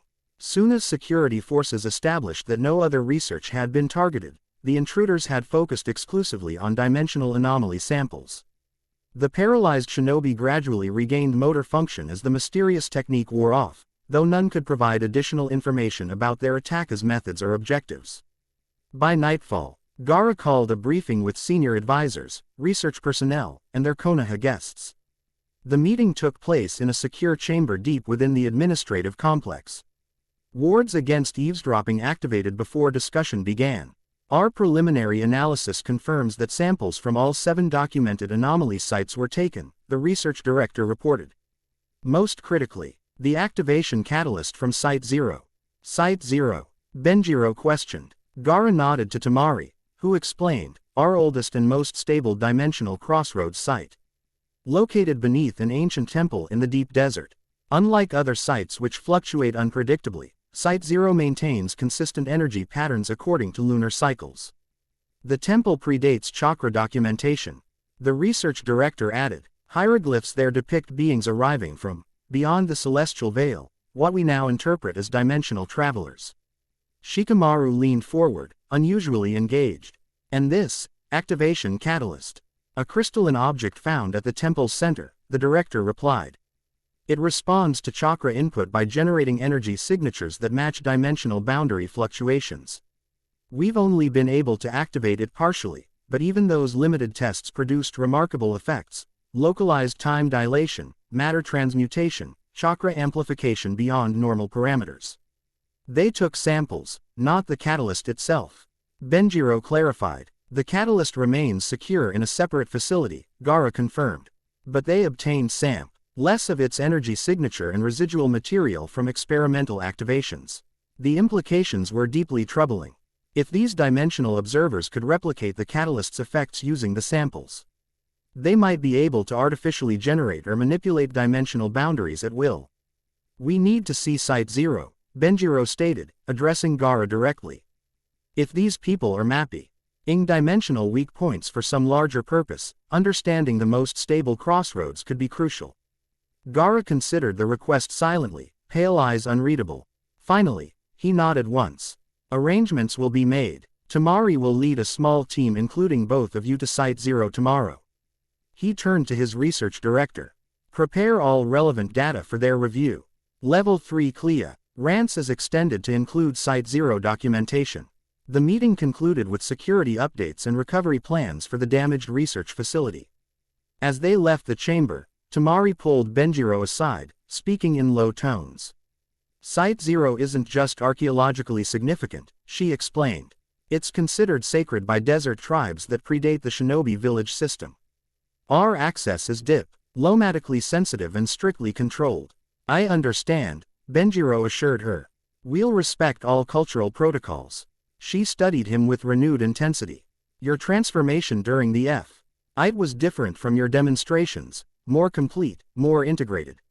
You appeared to resist their dimensional manipulation techniques when our jutsu failed completely. I noticed that too, he admitted. Something about the alien DNA seems to operate according to slightly different dimensional rules than standard chakra. It created a kind of buffer against their techniques. Alien DNA, she repeated, eyebrow raised. You haven't mentioned that aspect before. Benjiro hesitated, then decided further concealment was pointless given what they'd witnessed. The Omnitrix, the power source from my original reality, contained genetic samples from thousands of extraterrestrial species. My transformations are based on those genetic templates, adapted through chakra in this world. Rather than skepticism, Temari's expression reflected thoughtful consideration. That would explain the unprecedented nature of your transformations. And it aligns with the ancient temple hieroglyphs at Site Zero, which depict beings with physiologies impossible for this world. Their conversation was interrupted by Asuna Shinobi delivering updated security protocols for the night. With the intruder gone but potentially able to return via their dimensional translocation technique, Gaara had ordered enhanced protection throughout the village, particularly around research facilities and visiting dignitaries. We should rest while we can, Temari advised as they reached the guest quarters. The journey to Site Zero requires crossing the deep desert, physically demanding even without potential hostile encounters. Despite exhaustion from the day's events, sleep eluded Benjiro. His mind kept returning to the intruders, words about stabilization protocols and convergence points. Their knowledge of dimensional physics seemed to exceed even Professor Paradox's explanations from Ben's memories, suggesting either extensive research or direct experience with cross-dimensional travel. Eventually, he gave up on rest and moved to the apartment's small balcony, gazing out over Sunagaku's nighttime landscape. The desert village transformed after dark, temperatures dropping dramatically, while lights glowed warmly from windows and street lanterns. Above, stars blazed with intensity unknown in Konoha's moister climate, the Milky Way stretching in breathtaking clarity across the desert sky. Can't sleep either, came Temari's voice from behind him. Benjiro turned to find her standing in the doorway, still dressed in day clothes rather than sleepwear. Too many questions without answers, he admitted. She joined him at the railing, gaze lifting to the star-filled sky. The desert nights have always helped me think. Something about the vastness puts problems into perspective. For several minutes, they stood in companionable silence, the cool night air carrying distant sounds of village life even at this late hour. I've been authorized to show you something before tomorrow's expedition, Temari finally said. Something few outsiders have ever seen. It might provide context for what we'll find at Site Zero. Curiosity piqued, Benjiro followed her through quiet corridors and down several levels below the administrative complex. Unlike the formal Archive Theta, their destination appeared to be a smaller, less ceremonial space, more personal workshop than institutional repository. The room contained a circular table illuminated from within, its surface covered with what appeared to be star charts of extraordinary detail. Along one wall, shelves held artifacts of various designs, crystalline objects similar to those in the archive, metallic devices of unknown purpose, tablets covered in unfamiliar script. My personal research collection, Temari explained, activating additional lighting with a hand sign. As the Cage's sister, I have certain privileges regarding historical investigation. You're a researcher as well as a shinobi? Benjiro asked. I am impressed by this hidden aspect of her character. Knowledge and combat skills aren't mutually exclusive, she replied with a slight smile. My primary chakra nature, wind, has interesting properties when applied to dimensional theory. It can detect and sometimes interact with boundary fluctuations more effectively than other elements. She approached the central table, chakra flowing gently into its surface. The star chart responded, shifting to display what appeared to be a topographical map of the desert surrounding Suna, with 7 distinct locations marked by glowing points of varying colors and intensities. The known dimensional crossroads sites, she explained, each with unique properties, but all following certain geometric relationships. Her fingers traced lines connecting the sites, revealing a complex pattern. When mapped properly, they form a perfect heptagram, a 7-pointed star. That can't be natural, Benjiro observed, studying the precise geometric arrangement. Precisely, Temari agreed. These sites were either deliberately created or at minimum, deliberately utilized by someone with advanced understanding of dimensional mechanics. She adjusted the display, zooming in on the central point of the pattern, the convergence of all connecting lines. And at the exact center lies Site 0. The implication was clear. The arrangement suggested conscious design rather than random natural phenomena. There's more, Temari continued, reaching for one of the artifacts, a small octahedral crystal that glowed faintly at her touch. This was found near Site T. During an excavation 15 years ago. It contains what appears to be a recording, but we've only been able to decode fragments. She channeled chakra into the crystal, causing it to project a 3-dimensional image above the table, flickering, distorted, but recognizable as a humanoid figure speaking in an unknown language. The audio came through as broken segments, mostly unintelligible except for occasional words that the crystal somehow translated. Boundary collapse imminent, convergence points destabilizing. Omni-wave frequency disrupted, dimensional barriers require. The recording deteriorated into static before resuming briefly. Catalyst activation sequence, synchronization with all 7 sites, prevent catastrophic merger of realities. Benjiro fell. A chill of recognition at the term, omni-wave frequency, too similar to Omnitrix to be coincidence. When was this recorded? He asked as the projection faded. Carbon dating places the crystal at approximately 10,000 years old. Temari replied, but the technology is unlike anything from that era of this world's history. A warning, Benjiro murmured. They were trying to prevent some kind of dimensional collapse. That's our interpretation as well, Temari agreed. But without the complete message or understanding of the technology involved, we can't determine whether they succeeded, failed, or merely postponed whatever catastrophe they predicted. She deactivated the table display and returned the crystal to its shelf. I showed you this because your dimensional merger may be connected to whatever these ancient people were trying to prevent. The timing of your arrival, these new intruders, interest in both you and the crossroads sites, it feels interconnected. Benjiro nodded slowly, pieces beginning to align in his mind. The Omnitrix's energy signature might have resonated with existing dimensional weaknesses, facilitating my transfer between realities when I died fighting Vilgax. And now others have detected that resonance, Temari concluded grimly, using it to map weaknesses for their own purposes. Dawn found them preparing for the expedition to Site 0, joining a small team of Suna specialists equipped for desert travel and research documentation. Gara personally briefed the group before departure, emphasizing both the scientific importance and cultural sensitivity of their mission. The Temple Guardians will permit your entry based on our long-standing agreements, he informed them. But they will be watching. Respect their traditions and limits.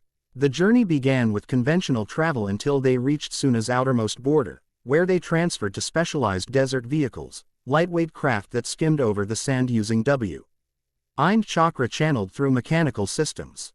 Sand sailors, Temari explained as she showed Benjiro how to control his single-person craft. More efficient than chakra expenditure for long-distance desert travel, and less disruptive to the environment than conventional transportation. The deep desert proved dramatically different from the regions surrounding Suna.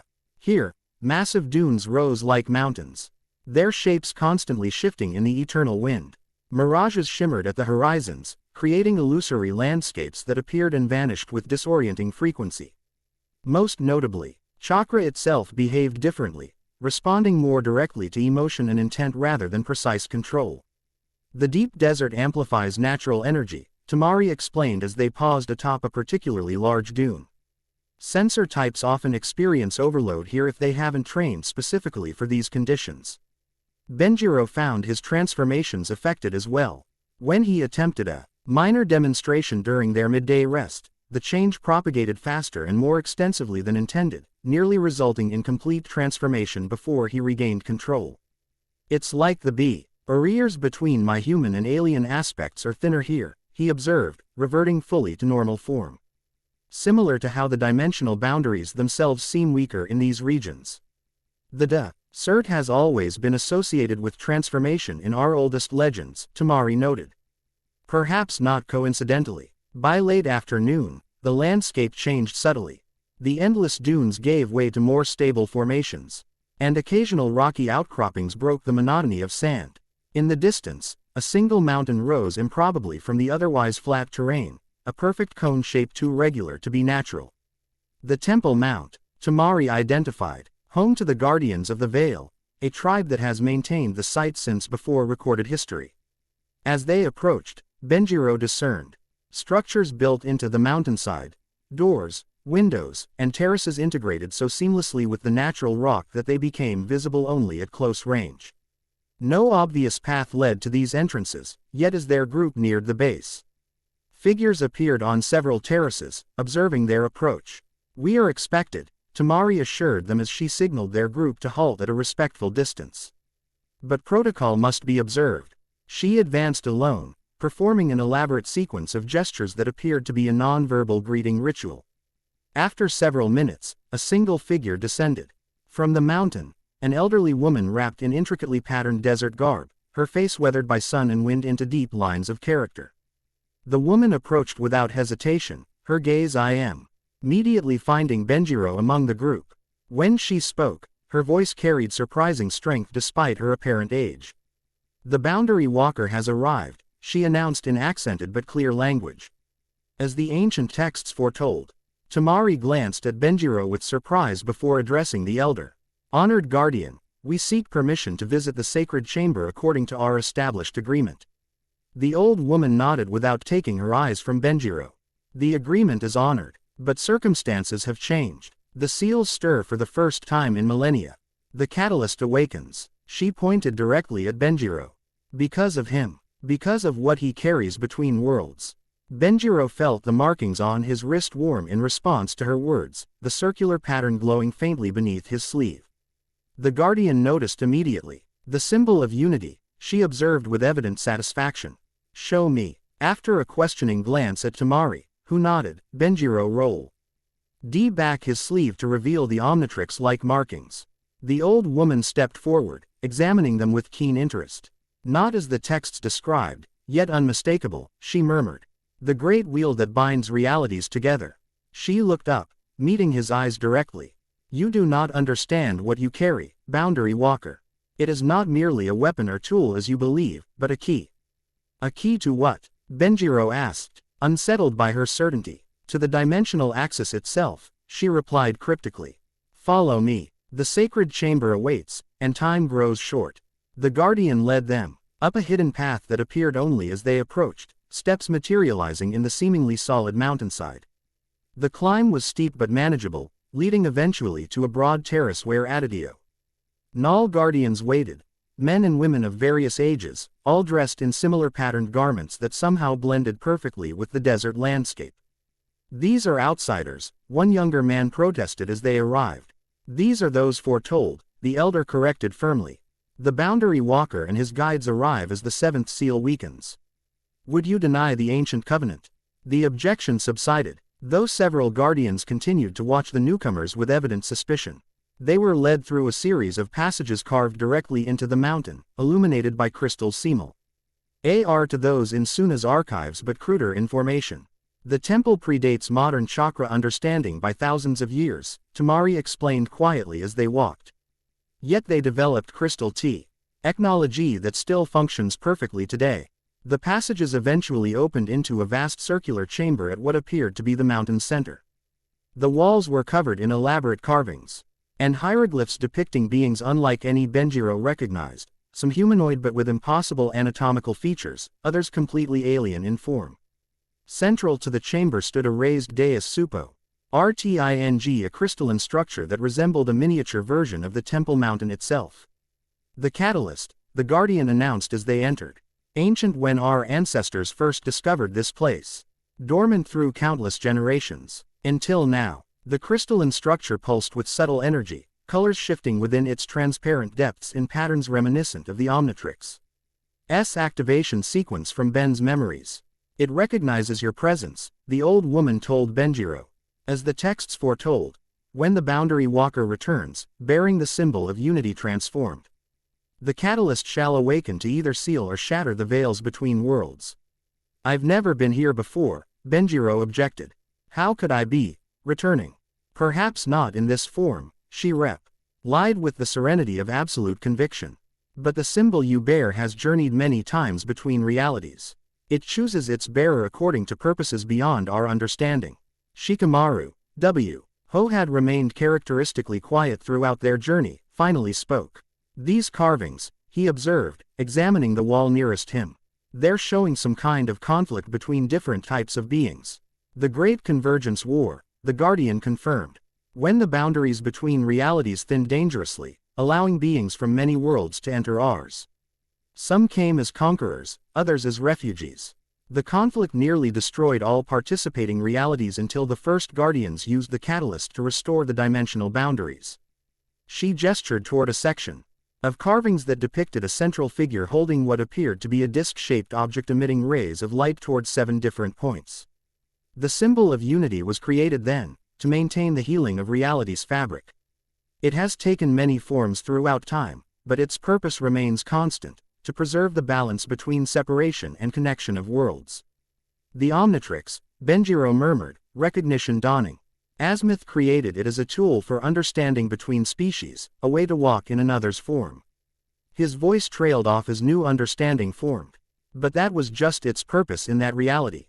Its deeper function transcends single dimensions. Precisely, the old woman agreed, seeming pleased by his insight. The symbol manifests according to each reality's needs and understanding. In one world, a device of transformation and unity. In another, perhaps something quite different. But always with the same fundamental purpose, to maintain dimensional harmony. Temari had been methodically documenting the chamber with specialized equipment, recording the hieroglyphs and energy readings from the catalyst. Now she approached the dais cautiously, sensor device extended. The energy signature matches samples from all 7 crossroads sites, she reported. But amplified and synchronized somehow. It's as if the catalyst is a central control point for all dimensional boundaries in our region. Quote, the Guardian nodded. The 7 sites form the anchor points of our reality's boundaries. The catalyst coordinates their energies, strengthening or adjusting as needed to maintain stability. And now that stability is threatened, Benjiro concluded, the pieces finally aligning in his mind. My arrival, my dimensional merger, was both symptom and catalyst of weakening boundaries. Yes, the old woman confirmed gravely. And you are not the only one to cross between worlds recently. Others have come, some visible, some merely watching from the spaces between realities. The observers, Shikamaru realized, the ones who attacked in both Konoha and Suna. The Guardian's expression darkened. False Guardians. They speak of stabilization while seeking to control the dimensional boundaries for their own purposes. They believe that by mapping the weaknesses between worlds, they can create controlled passages for their own use, which would inevitably destabilize the entire system. Temari concluded, like removing keystone blocks from multiple dams simultaneously. The sample they stole, Benjiro realized with sudden alarm. If it contains the catalyst's activation signature, they could use it to disrupt the synchronization between sites, the Guardian confirmed. Creating artificial crossroads under their control while destabilizing natural boundaries. A younger Guardian rushed into the chamber, speaking rapidly to the elder in a language Benjiro didn't recognize. The old woman's expression grew grave as she listened. The 7th seal has been breached, she announced to the group. The false guardians have activated their device at Crossroads Site 7, the furthest from our protection. Already, the dimensional fabric thins dangerously. As if in response, the catalyst's pulsing intensified, colors shifting toward urgent reds and purples. Benjiro felt the markings on his wrist respond similarly, growing warm and spreading patterns up his arm without conscious activation. What happens if they succeed? He demanded. If they create artificial crossroads while destabilizing the natural boundaries. Catastrophic dimensional collapse. The old woman replied without hesitation. Realities bleeding into one another uncontrollably. The horrors of the Great Convergence would seem minor by comparison. We need to stop them, Benjiro stated. Determination hardening his voice. And I think I know how. The markings had spread further now, covering much of his visible skin with geometric patterns reminiscent of circuitry. He approached the catalyst, drawn by an instinct beyond rational thought. Be cautious, the Guardian warned. The catalyst responds to intent as much as action. If your purpose aligns with dimensional harmony, it will aid you. If not, Benjiro nodded understanding before placing his palm against the crystalline structure. Immediately, energy surged between them, the catalyst's ancient power recognizing and responding to the Omnitrix's dimensional signature. Visions flooded his consciousness, not memories but knowledge, understanding beyond words. He saw the dimensional struck. Ture of reality itself, countless worlds existing simultaneously, separated by boundaries both fragile and resilient. He witnessed the Great Convergence from millennia past, when those boundaries had thinned catastrophically. He understood how the catalyst and the 7 anchor points had been established to prevent such disaster from recurring. Most importantly, he saw what the observers, the false guardians, intended. Not mere dimensional study or even controlled passage between worlds, but a fundamental restructuring of reality's architecture to place themselves at its center, allowing them to control all interdimensional transit and energy flow. They're not just creating passages, he gasped as the vision released him. They're attempting to rewrite the fundamental rules of dimensional interaction, to place themselves at the crossroads of all realities. The catalyst's energy continued flowing through him, integrating with his unique physiology. His transformation ability responded, but differently than before. Instead of changing his form, the energy stabilized it, creating a perfect balance between his human and alien aspects. The symbol recognizes its purpose, the old guardian observed with satisfaction. And its bearer accepts the responsibility. I need to reach Site 7, Benjiro stated, certainty filling him.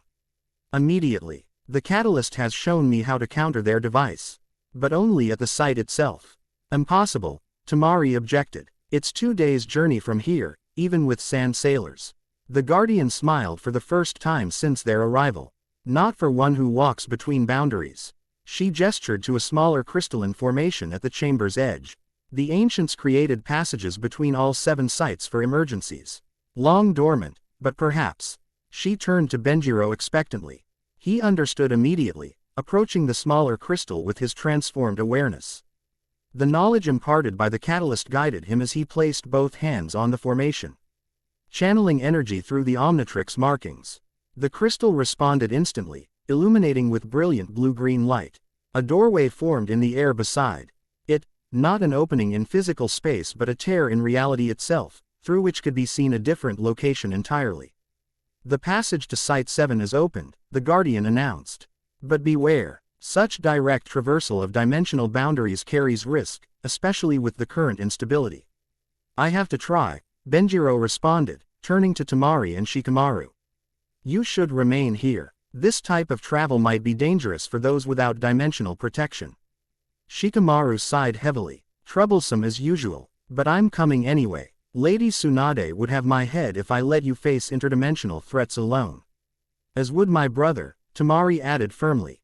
Besides, my wind affinity may provide some protection against dimensional distortion. The Guardian approached, pre-SSING something into Benjiro's hand, a small crystal similar to the catalyst but simpler in structure. A focus stone, she explained. It will help you maintain your connection to this reality while countering their device. Place it at the center of their artificial crossroads to disrupt the harmonic sequence. Benjiro nodded gratitude, securing the crystal in his equipment pouch. With a final glance at his companions, He stepped toward the dimensional passage, the markings of the Omnitrix glowing with power that transcended worlds. "Ready?" he asked, extending his hands to Temari and Shikamaru. "As we'll ever be," Shikamaru replied dryly, grasping Benjiro's offered hand.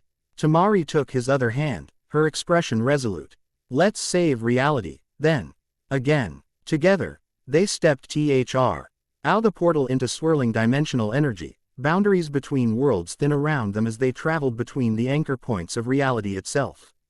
Behind them, the ancient guardian watched the portal close, her weathered face serene despite the crisis. "The wheel turns," she murmured to herself.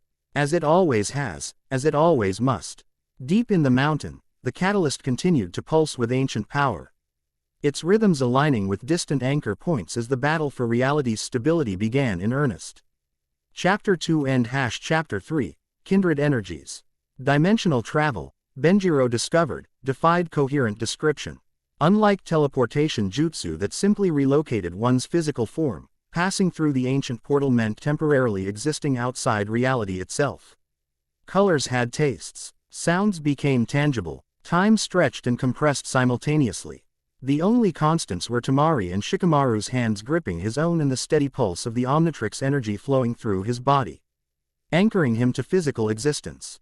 When reality reasserted itself, they stood in a crater-like depression surrounded by towering rock formations.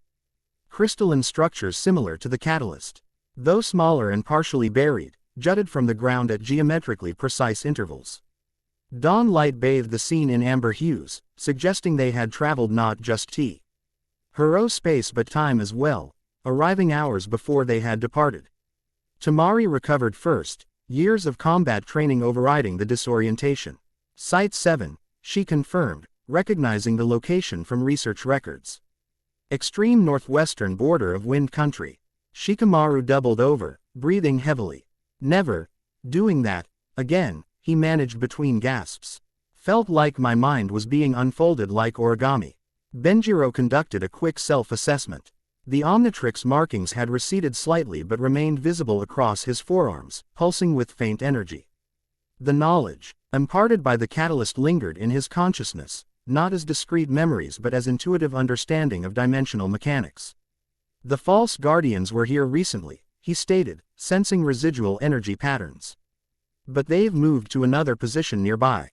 Preparing something." "How do you know?" Temari asked, already scanning their surroundings for potential threats. "The Katali Saint connected me to the anchor point network," Benjiro explained, finding words inadequate for the experience. "I can sense disturbances in the dimensional field, especially artificial ones." Shikamaru straightened, analytical mind already mapping tactical possibilities. "Can you locate them precisely?" Benjiro closed his eyes, extending his awareness through the Omnitrix energy. 3 kilometers northeast. They're at some kind of manufactured structure, metal and stone. His eyes snapped open. "They've started the activation sequence. We have less than an hour." They moved immediately, Ting a standard infiltration formation with Shikamaru taking point, Benjiro in center, and Temari covering their rear. The desert landscape grew increasingly bizarre as they approached their destination. Rock formations twisted into impossible geometries, vegetation that responded to their presence with unnatural awareness, small pools of water that flowed upward rather than down. Boundary bleeding, Benjiro identified as they passed a cluster of flowers that chimed like bells when shadows crossed them. Elements from other dimensions leaking through weak points. "Troublesome," Shikamaru muttered, carefully skirting a patch of sand that rippled with rainbow patterns. "How far does this contamination spread?" "Contained for now," Benjiro replied, consulting his new awareness. "But if EY succeed in creating an artificial crossroads, these effects will expand exponentially." The manufactured structure came into view as they crested a rocky ridge, a weather monitoring station abandoned years ago. Repurposed now for the observers, dimensional experiment. Equipment of unfamiliar design had been arranged around a central platform where a device pulsed with ominous purple energy. E3 false guardians moved purposefully among the equipment, making final adjustments. Their breathing apparatus remained in place, but they had discarded their nondescript clothing for form-fitting G-suits covered in complex geometric patterns, a tire designed specifically for dimensional manipulation. There, Benjiro whispered, indicating the central device. That's their artificial crossroads generator. It's designed to redirect energy from the natural anchor points to create a controlled breach. Temari assessed the situation with a strategist's eye. 3 targets, minimal cover, unknown defensive capabilities. She glanced at Benjiro. Can your transformations withstand their dimensional manipulation techniques? Partially, he confirmed. The catalyst enhanced my resistance, but I'm not immune. Shikamaru completed his analysis of the terrain and enemy positioning. Direct confrontation is risky. We need a diversion to approach the device. He turned to Benjiro. How close do you need to use that focus stone? Within the central activation circle, Benjiro replied, indicating the marked area around the device. Maybe 5 meters radius. A plan formed quickly, leveraging each of their unique abilities. Temari would create a wind distraction from the western approach while Shikamaru used shadow techniques to immobilize at least one opponent. Meanwhile, Benjiro would transform and make a direct approach to the device, relying on his enhanced resistance to dimensional manipulation. Ready? Shikamaru asked, receiving determined nods from his companions. Execute in 3, 2. Before he could finish, a new energy signature flared at the installation below, brilliant magenta light erupting from the device as activation accelerated unexpectedly.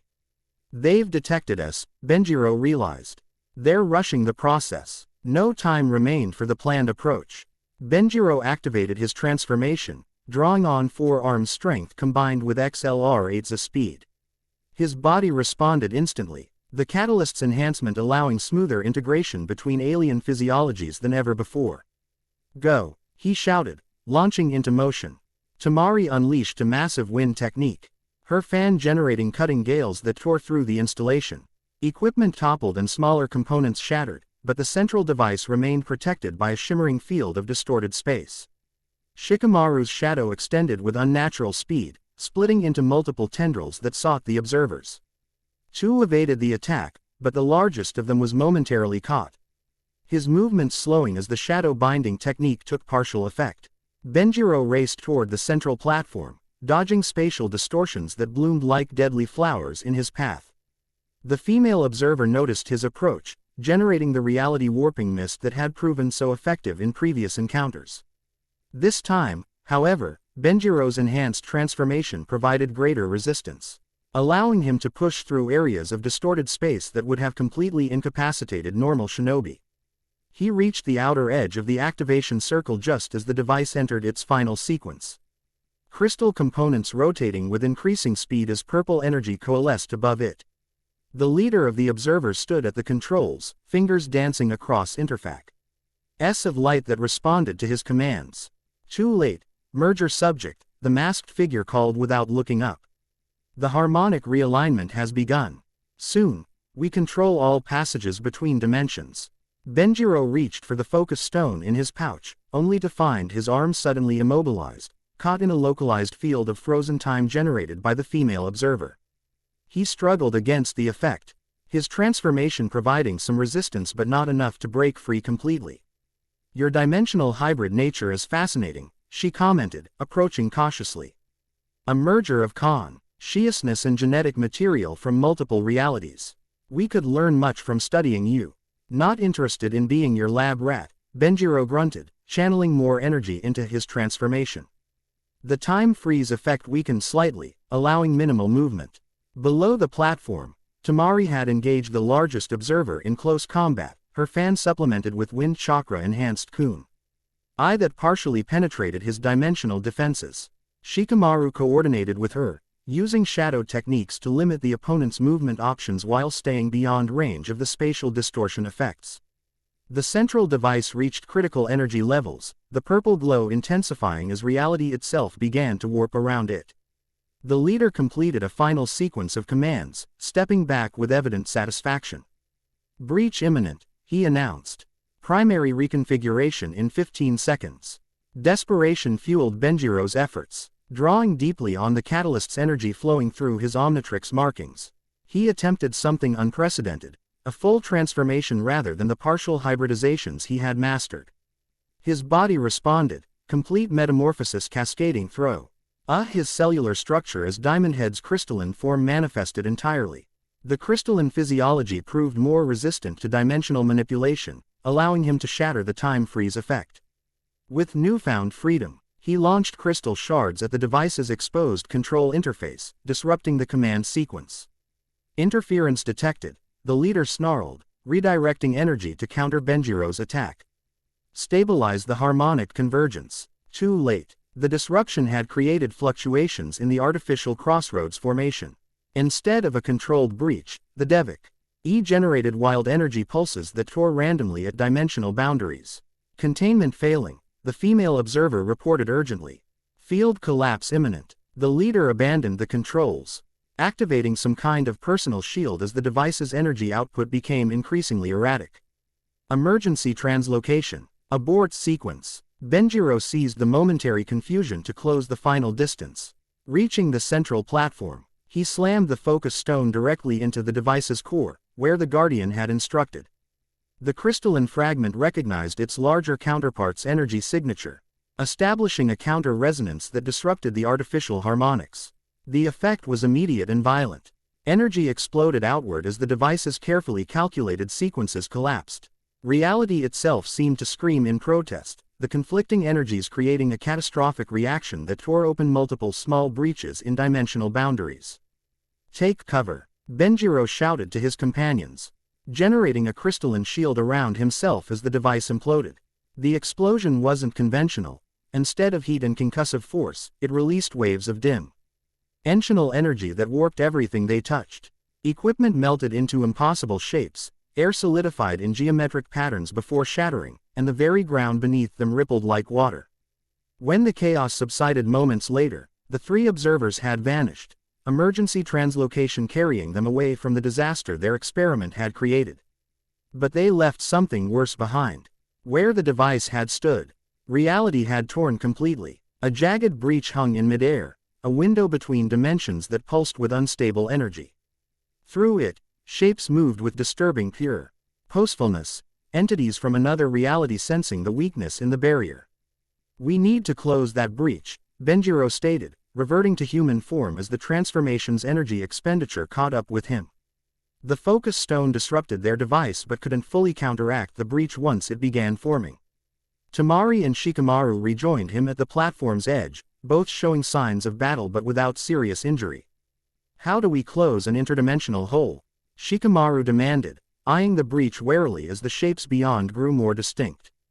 Before Benjiro could answer, the breach pulsed violently, expanding momentarily as something pushed through, a creature like nothing native to their world. Its body appeared simultaneously solid and fluid, with multiple limbs that bent at impossible angles and a surface that reflected light in ways that hurt the eyes to observe. Dimensional predator, Benjiro identified from the catalyst's knowledge. Its senses weakened boundar wise and crosses to feed on energy differentials between realities. More breaches were forming, smaller but numerous, scattered across the site as the dimensional damage spread. From each emerged similar creatures, varying in size and configuration but all bearing the same disturbing wrongness that came from entities not designed for this reality's physical laws. We need help, Temari stated, unfolding her fan to combat position. Even if we defeat these creatures, we can't close multiple breaches simultaneously. As if in answer to her assessment, a new energy signature flared at the site's perimeter. Not the purple distortion of the observers, technology nor the chaotic patterns of the dimensional breaches, but a controlled magenta glow that moved with purpose toward their position. Someone's coming, Benjiro warned, channeling his remaining energy into a partial transformation, crystallizing his arms for combat. Another breach. No, came a female voice from beyond the ruined equipment. Just really good timing. A figure emerged from behind a twisted metal structure, a young woman approximately their age, with auburn hair falling just past her shoulders and intelligent green eyes that assessed the situation with practiced efficiency.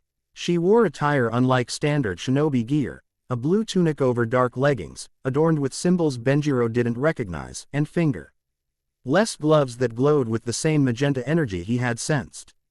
SEAL team dispatched from Hidden Eddy Village, she introduced herself briskly. I'm Gwendolyn. Sensory Division detected massive dimensional disturbances in this region. Her gaze swept over the breaches and creatures. Looks like they understated the problem. Benjiro froze, shock overwhelming his combat readiness. The newcomer was identical to Gwen Tennyson, Ben's cousin from his original reality. Same face, same eyes, same voice, even similar energy signature to her mana manipulation. It was impossible yet undeniable. Gwen, he whispered before he could stop himself. The young woman turned sharply, eyes narrowing as she studied him more closely. How do you know that nickname? Only my grandfather calls me that. No time existed for explanations as the dimensional predators advanced on their position. Gwendolyn, not Gwen, he reminded himself, raised her hands, generating magenta energy barriers that momentarily halted the creatures' approach. Explanations later, she declared. These entities can't maintain cohesion in our reality without energy sources. We need to cut them off from the breaches that spawned them. Her knowledge aligned with the information Benjiro had received from the catalyst. The primary breach is the anchor, he confirmed, pointing to the largest tier. If we seal that one first, the others will become more manageable. I can seal it, Gwendolyn stated with confidence that reminded Benjiro painfully of his cousin.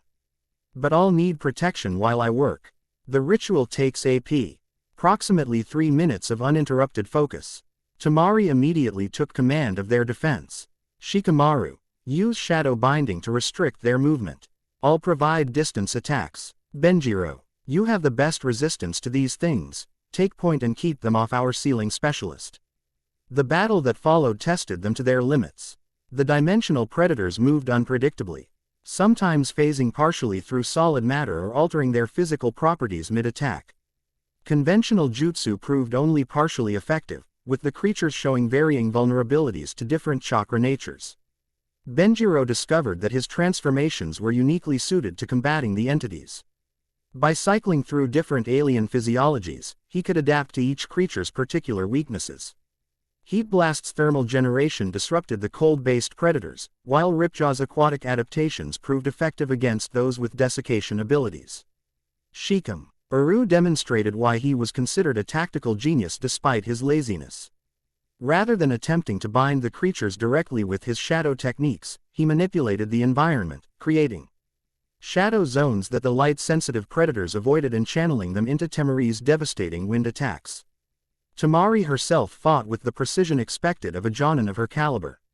Her W-Ein techniques sliced through dimensional matter that resisted physical weapons, creating vortices that disrupted the creatures' already unstable forms.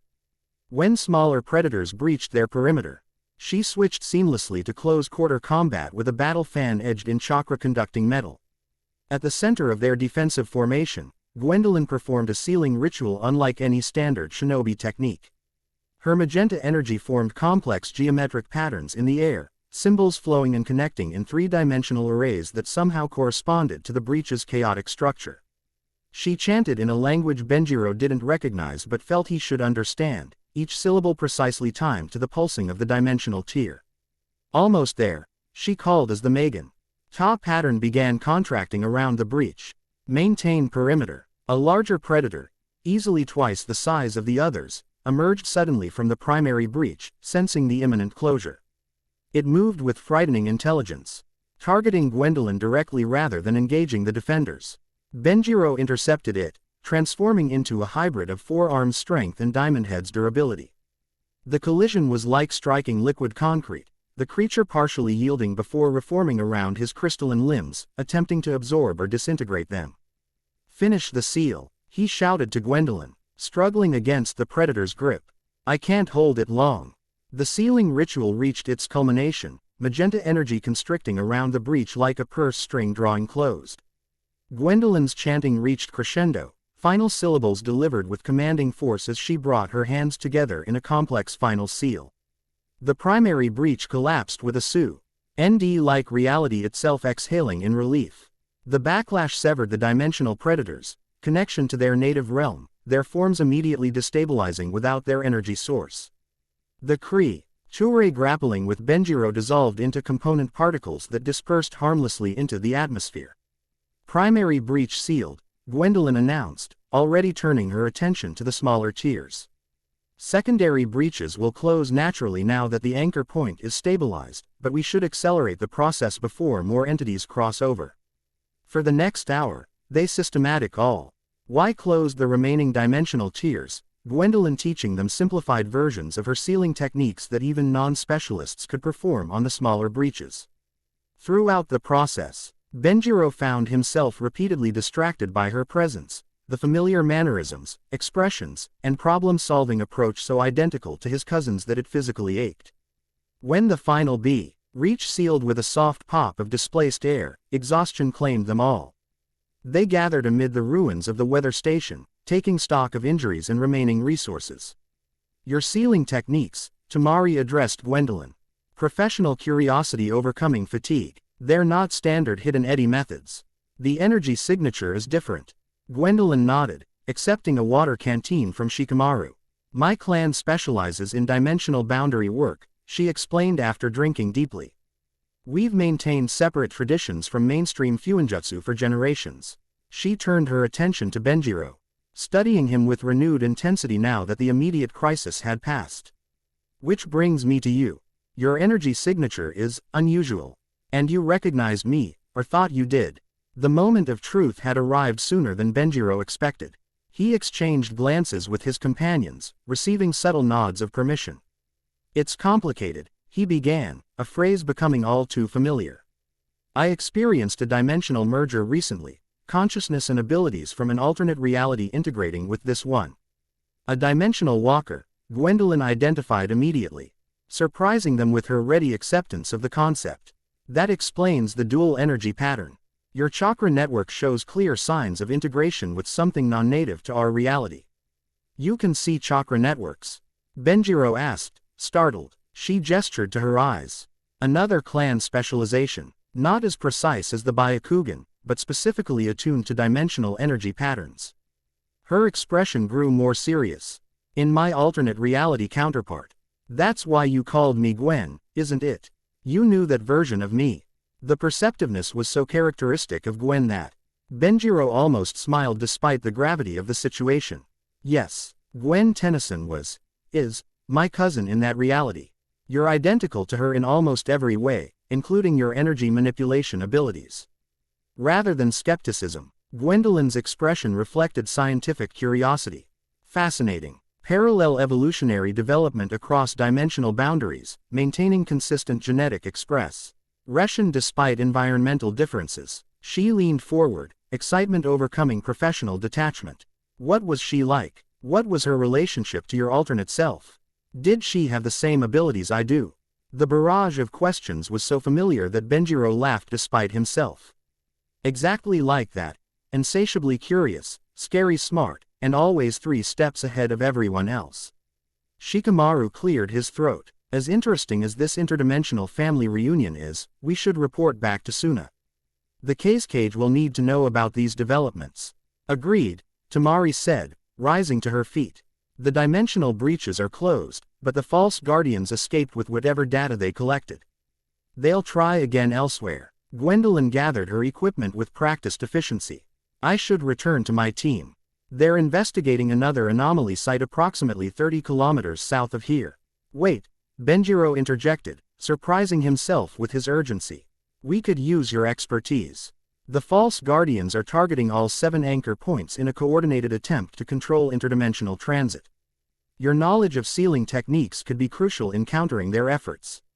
Quote, Temari nodded in agreement. I can request your official assignment to our joint task force through proper channels.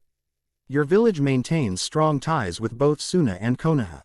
Gwendolyn considered briefly before nodding. I'll need to inform my team leader, but given the scale of this threat, I expect approval will be granted. She turned to Benjiro, expression softening slightly. Besides, I have about 1,000 questions about your dimensional merger and this alternate version of myself. The return journey to Suna took considerably longer than their instantaneous arrival, requiring 2 days of careful travel across the desert. Without access to sand sailors, they proceeded on foot, conserving chakra and supplies while remaining vigilant for further dimensional disturbances. During this time, Benjiro found himself increasingly drawn to Gwendolyn's company.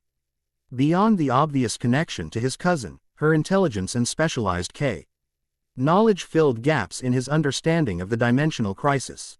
Unlike the original Gwen, this version had devoted her life to studying the boundaries between realities rather than broader magical practices, giving her insights even the catalyst hadn't provided. My clan believes the dimensional boundaries weren't always necessary, she explained during an evening rest period, sketching complex diagrams in the sand as she spoke. Ancient texts describe a time when realities flowed together naturally, allowing beneficial exchange of knowledge, energy, and occasionally beings between compatible worlds.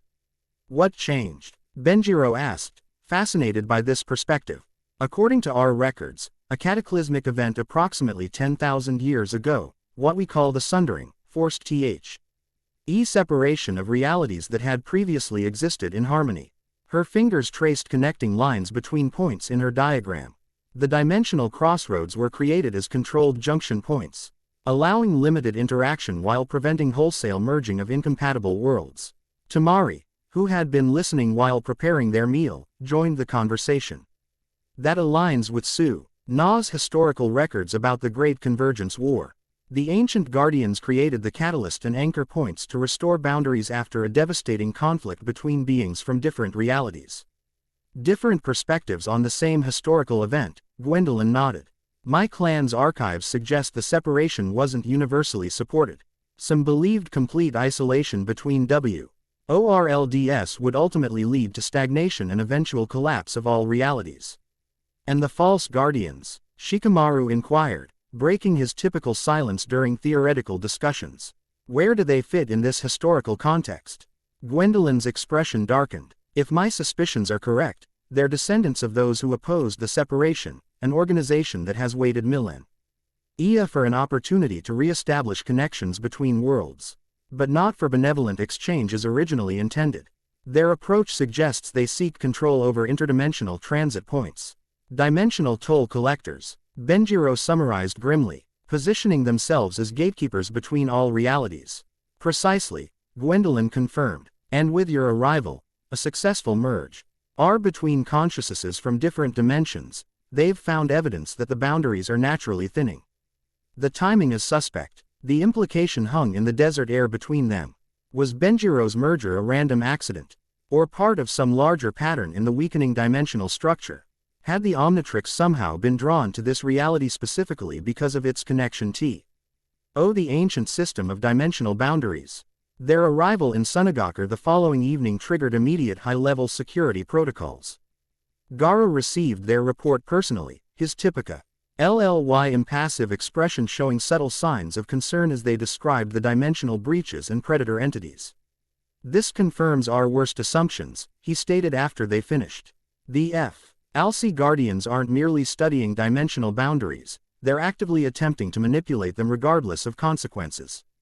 Arrangements were made to incorporate Gwendolyn into their task force officially, with diplomatic communications sent to Hidden Eddy Village requesting her extended assignment.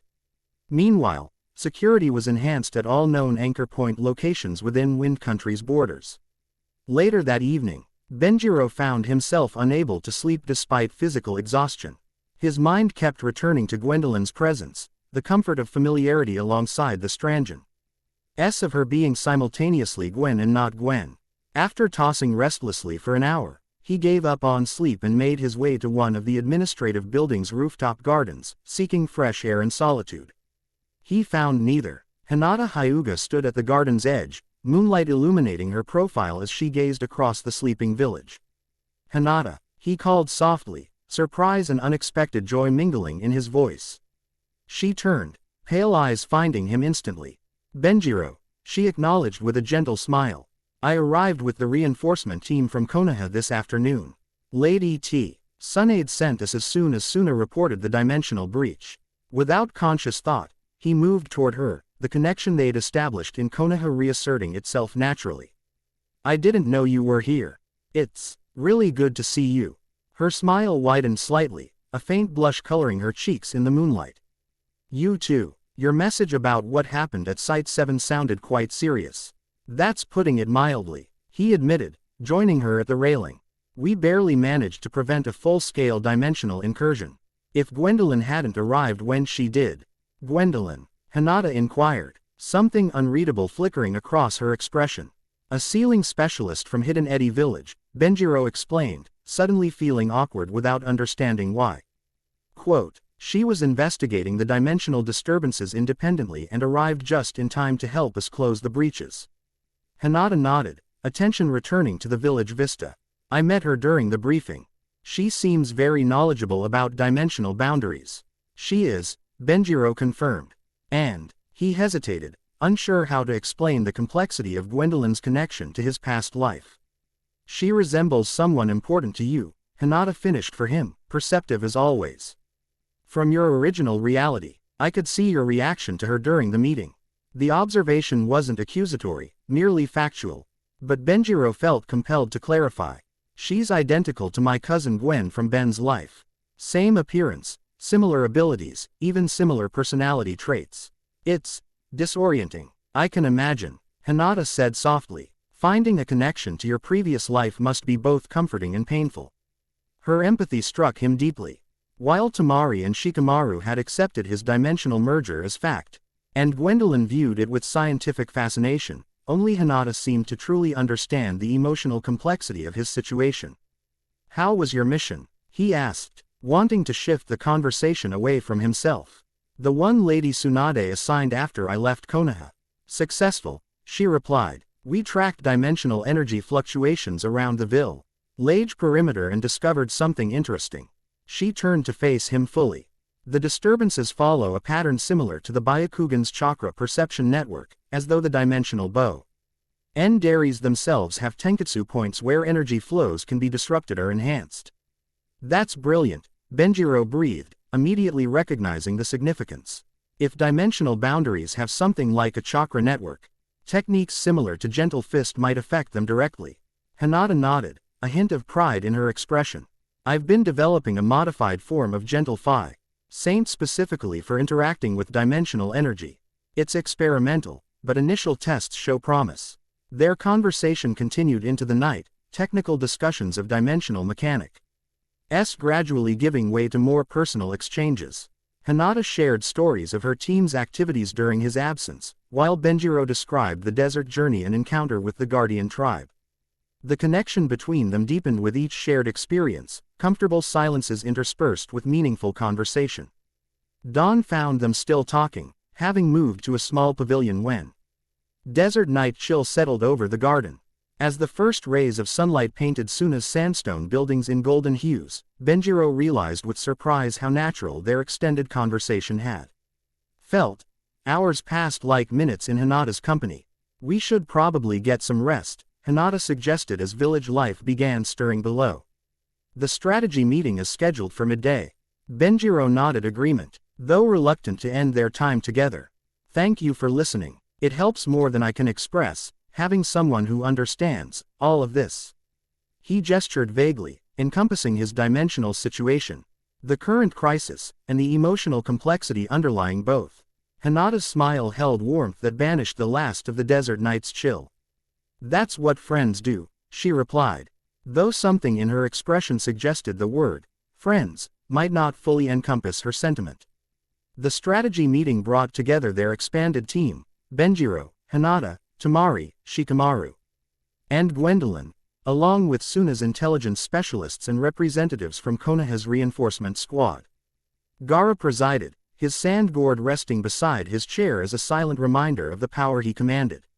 Our intelligence suggests the false guardians will target the remaining anchor points sequentially, a Suna analyst reported, indicating locations on a large map display. Based on energy fluctuation patterns, we believe their next objective will be Site 3, near the Fire Country border. They need samples from all 7 sites to complete their dimensional remapping, Gwendolyn added, reviewing scrolls containing her clan's specialized knowledge. Each anchor point has unique energy signatures that collectively maintain the boundary network. Controlling all 7 would theoretically allow manipulation of the entire system.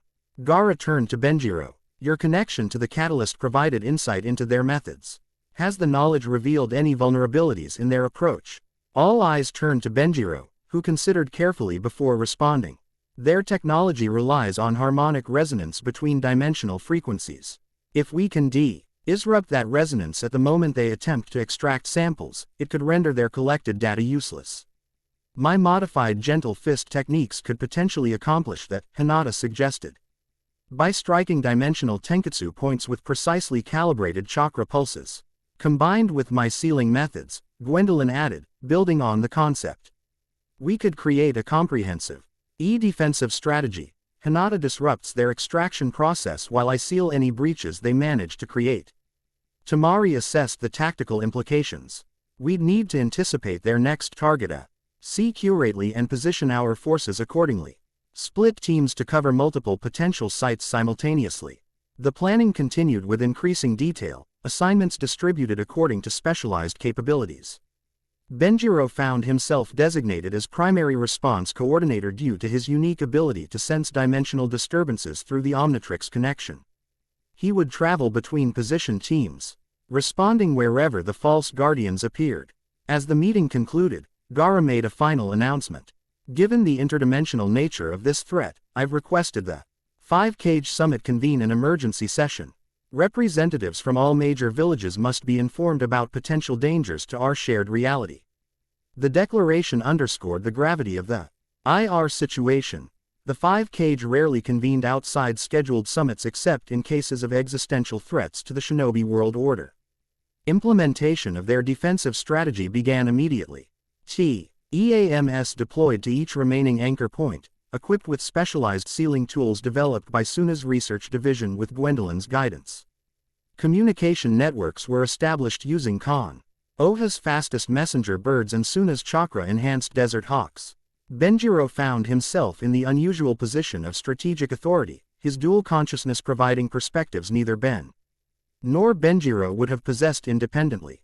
The diplomatic skills from Benjiro's shinobi training combined with Ben's experience coordinating diverse teams against alien threats, creating a leadership approach that bridged cultural differences between allied forces.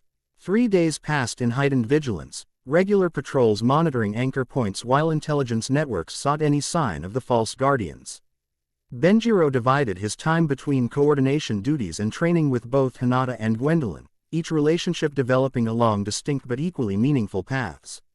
With Hinata, he explored the integration of gentle fist principles with his transformation abilities, discovering that her chakra control techniques could enhance the stability of his hybrid forms. Their training sessions often extended into personal conversations, strengthening the connection that had begun in Konoha. Gwendolyn, meanwhile, approached their interaction from an analytical perspective that gradually evolved into something more personal. Her initial scientific interest in his dimensional merger gave way to genuine concern for his well-being and integration of his dual consciousness. Despite her technical focus, moments of surprising emotional insight revealed depths beyond her academic exterior. The situation's complexity wasn't lost on Benjiro. He found himself drawn to both Omen for different but equally valid reasons. Hinata's gentle strength and innate understanding of his struggle to reconcile dual identities, Gwendolyn's brilliant mind and connection to his previous life through her counterpart.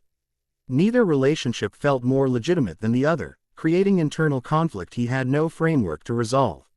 On the 4th evening, as Benjiro completed his coordination report in the operations center, a powerful sensation jolted through him, the Omnitrix markings flaring brightly as dimensional energy spiked dramatically. "They're making their move," he announced to the duty officers. Site 3. Massive energy fluctuations. The response machine activated instantly. Messenger birds launched with coded alerts while on-site teams received emergency signals. Benjiro himself prepared for immediate departure, transformation already spreading across his body as he accessed XLR-8's speed-enhanced form. Hinata appeared at the operations center entrance, Byakugan already activated. "I sensed the disturbance through the dimensional Tenketsu network," she reported. "Multiple signatures, more than the 3 observers we've encountered previously." Gwendolyn arrived moments later, sealing scrolls secured across her back. Energy patterns suggest they've modified their approach. This isn't just a sample extraction, they're attempting a sustained breach.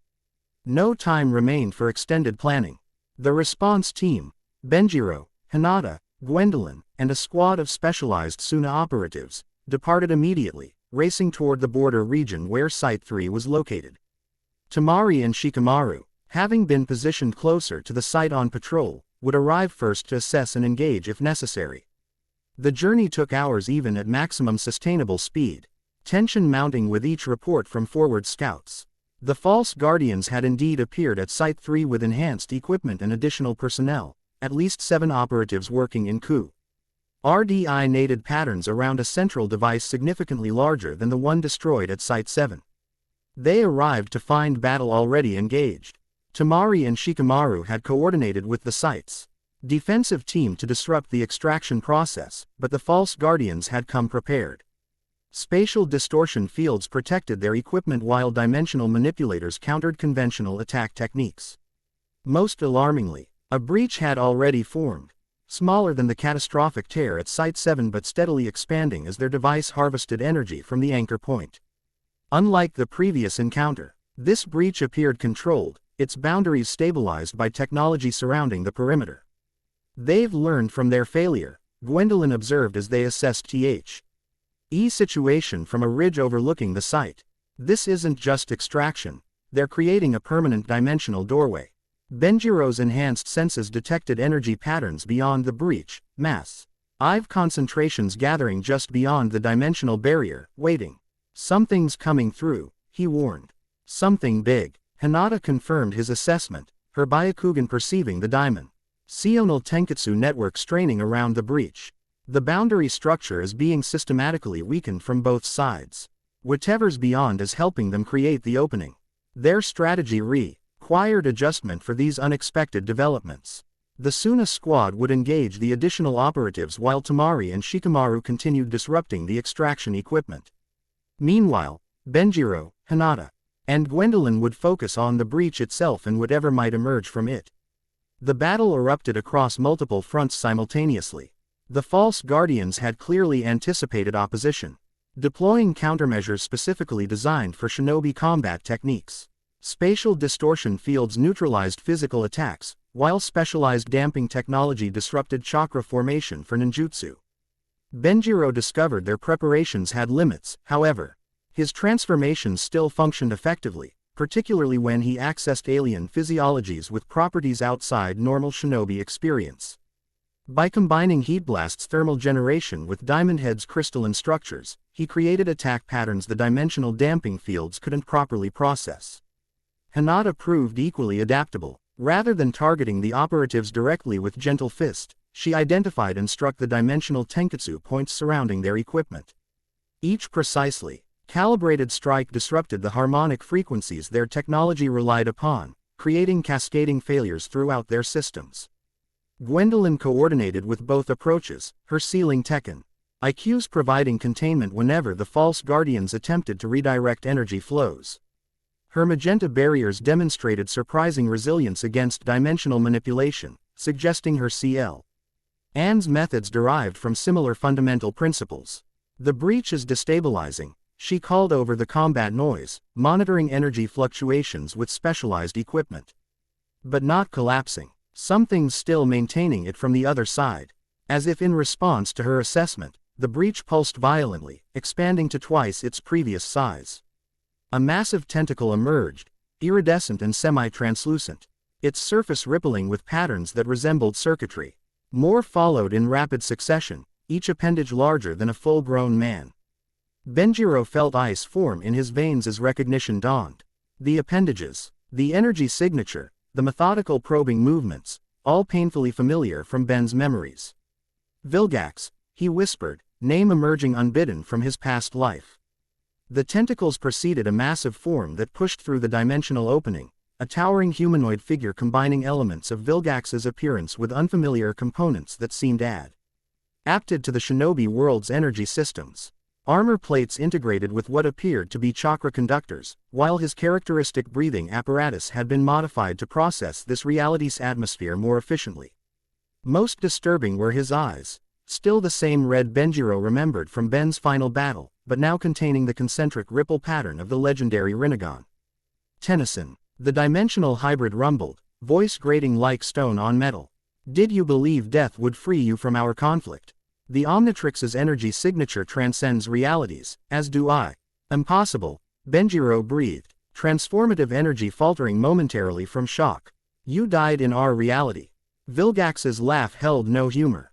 Death is merely a transitional inconvenience when one understands dimensional mechanics. My consciousness survived, adrift between realities until these obliging scientists provided a compatible vessel and pathway. The false guardians had stopped fighting, many dropping to one knee in what appeared to be reverence as Vilgax fully emerged from the breach. The leader stepped forward, removing his breathing mask to reveal a face marked with ritualistic scarring. The convergence begins as promised, Grade 1, he announced. This anchor point is yours to command. Satisfactory, Vilgax acknowledged, tentacles extending to interface directly with the extraction equipment. Proceed with the remaining sites as scheduled. Benjiro recovered from his shock, transformation surging as he accessed forearm strength combined with Diamond Head's durability, a combination that had proven effective against Vilgax in past encounters. Whatever you're planning stops now, he declared, launching himself toward his dimensional nemesis.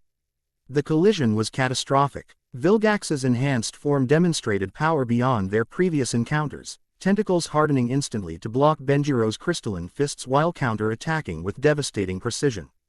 Most alarmingly, he demonstrated jutsu capabilities, forming hand signs that generated powerful gravitational forces Benjiro barely managed to resist. Your integration with this reality remains incomplete, Vilgax observed, deflecting another attack effortlessly. Whereas I have embraced its full potential. The chakra network provides capabilities the Omnitrix never could, manipulation of fundamental forces rather than mere physical transformation. Hinata and Gwendolyn coordinated their own attack, approaching from different angles. Hinata's gentle fist targeted the chakra pathways visible in Vilgax's modified form, while Gwendolyn's sealing techniques attempted to disrupt his connection to the dimensional breach. Both achieved partial success, Hinata temporarily disrupting his jutsu capabilities while Gwendolyn's seals weakened his interdimensional energy supply.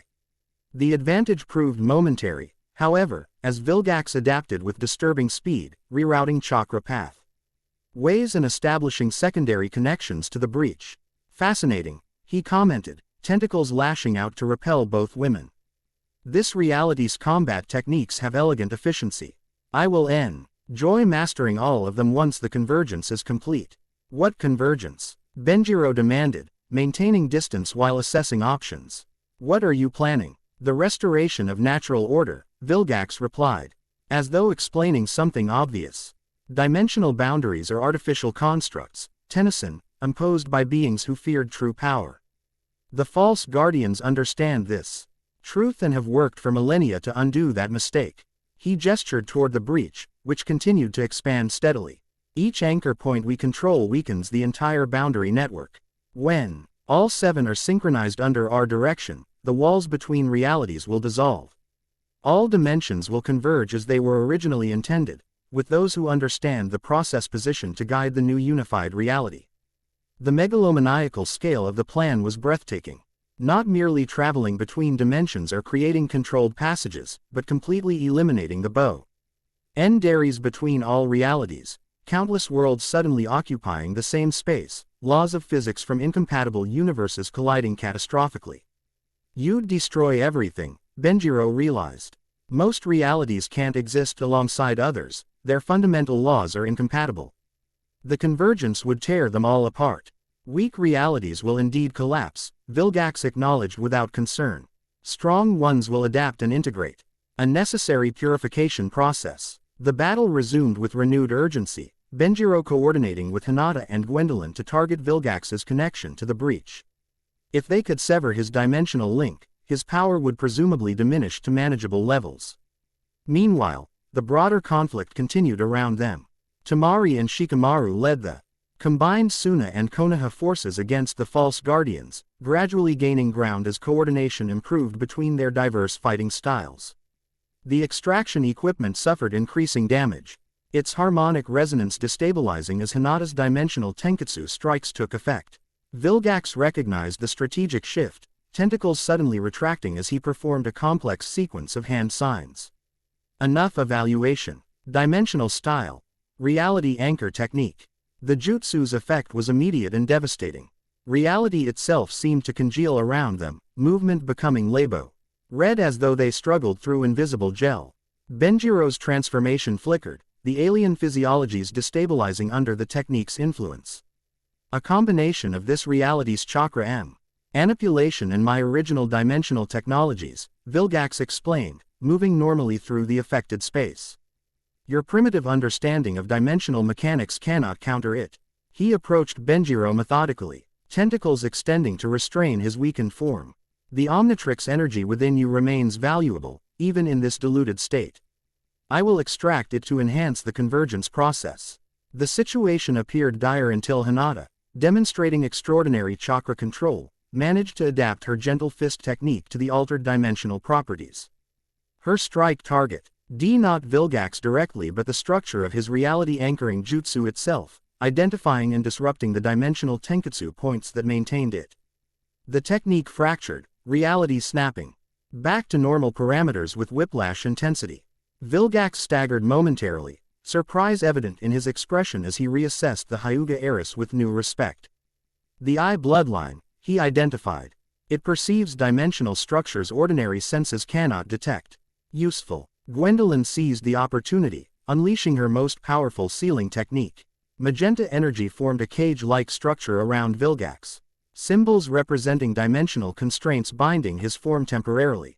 Benjiro, she called. The breach. While he's contained. Understanding immediately, Benjiro Ni led his remaining energy into accessing feedback's absorption abilities, the transformation manifesting more completely than any previous attempt.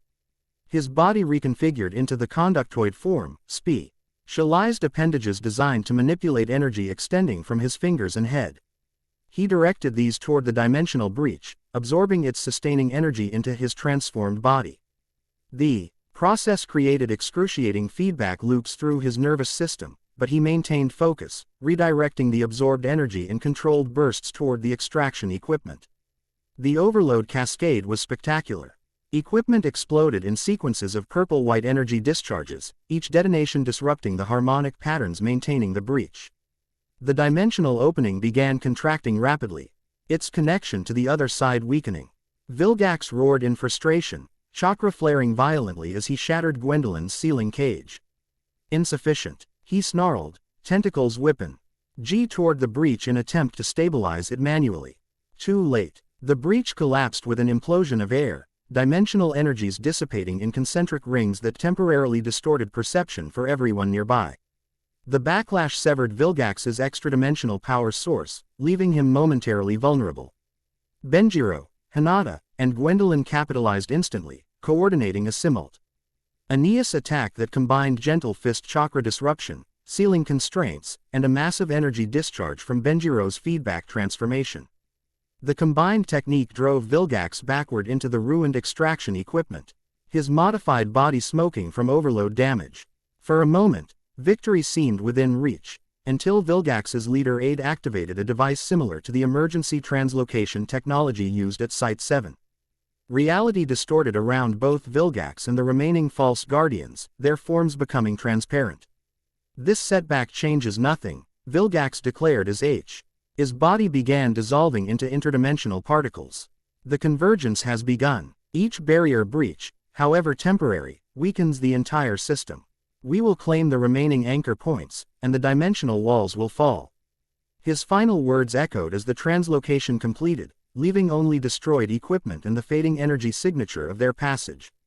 Aftermath protocols engaged immediately. Gwendolyn coordinated with Suna's sealing specialists to stabilize the anchor point, preventing residual energy from creating further disturbances.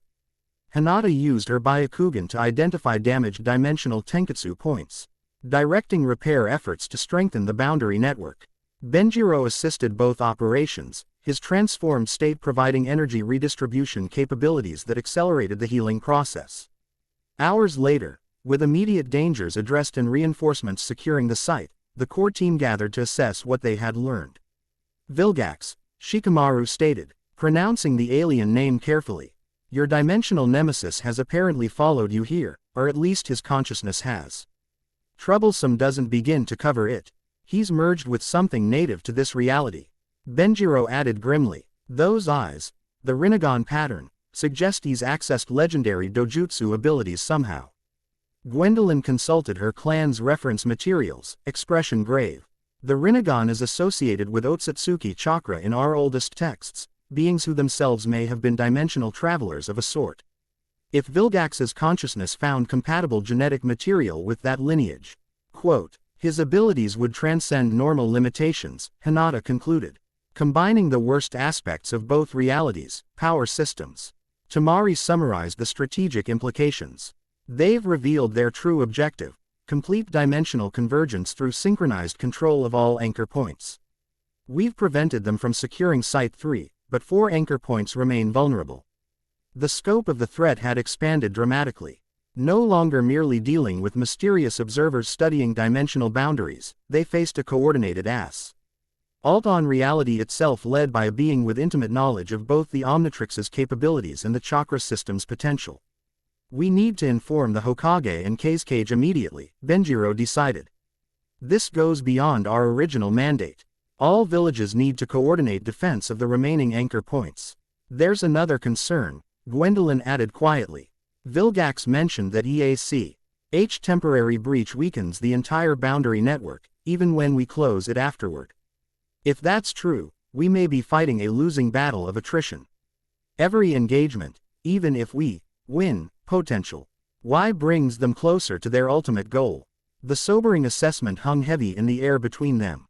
The dimensional crisis had escalated beyond anything they had initially imagined, threatening not just their world but potentially all realities connected through the boundary network. As they prepared for the return journey to Suna, Benjiro found himself between Hinata and Gwendolyn, each offering support in different but equally meaningful ways. Hinata's quiet presence provided emotional grounding, her gentle strength a reminder of the world they fought to protect. Gwendolyn's analytic approach offered hope through knowledge, her specialized understanding suggesting potential countermeasures to the convergence threat. In that moment, with both women beside him facing an interdimensional crisis, Benjiro realized something important about his own merged existence. The dichotomy he had perceived between Ben Tennyson and Benjiro wasn't a division to be reconciled but a integrate on to be embraced, each aspect contributing vital perspectives and abilities to the whole. Similarly, his connections to both Hinata and Gwendolyn didn't represent a conflict to be resolved but a complexity to be understood. Each relationship offered something the other could not, together forming a more complete support network than either alone. As they departed the battlefield, Benjiro glanced back at the anchor point, invisible to normal perception but pulsing faintly to his enhanced senses. The dimensional boundaries had held today, but the greater conflict had only begun. Vilgax and the false guardians would return, stronger and better prepared. The journey back to Suna proceeded under darkening skies, a storm gathering on the horizon that seemed fitting metaphor for the challenges ahead. Lightning occasionally illuminated the distance, brief flashes revealing glimpses of the landscape before returning it to shadow. "We'll be ready," Hinata said quietly, noticing the direction of his gaze. "We'll find a way," Gwendolyn added with determined certainty. Benjiro nodded, drawing strength from both as the Omnitrix markings pulsed steadily beneath his sleeve, a reminder of Respo's abilities that spanned dimensions and relationships that transcended ordinary boundaries. The storm approached, and they moved to meet it. Chapter 3 End. The end. Remember to subscribe and like this video. See you in the next video.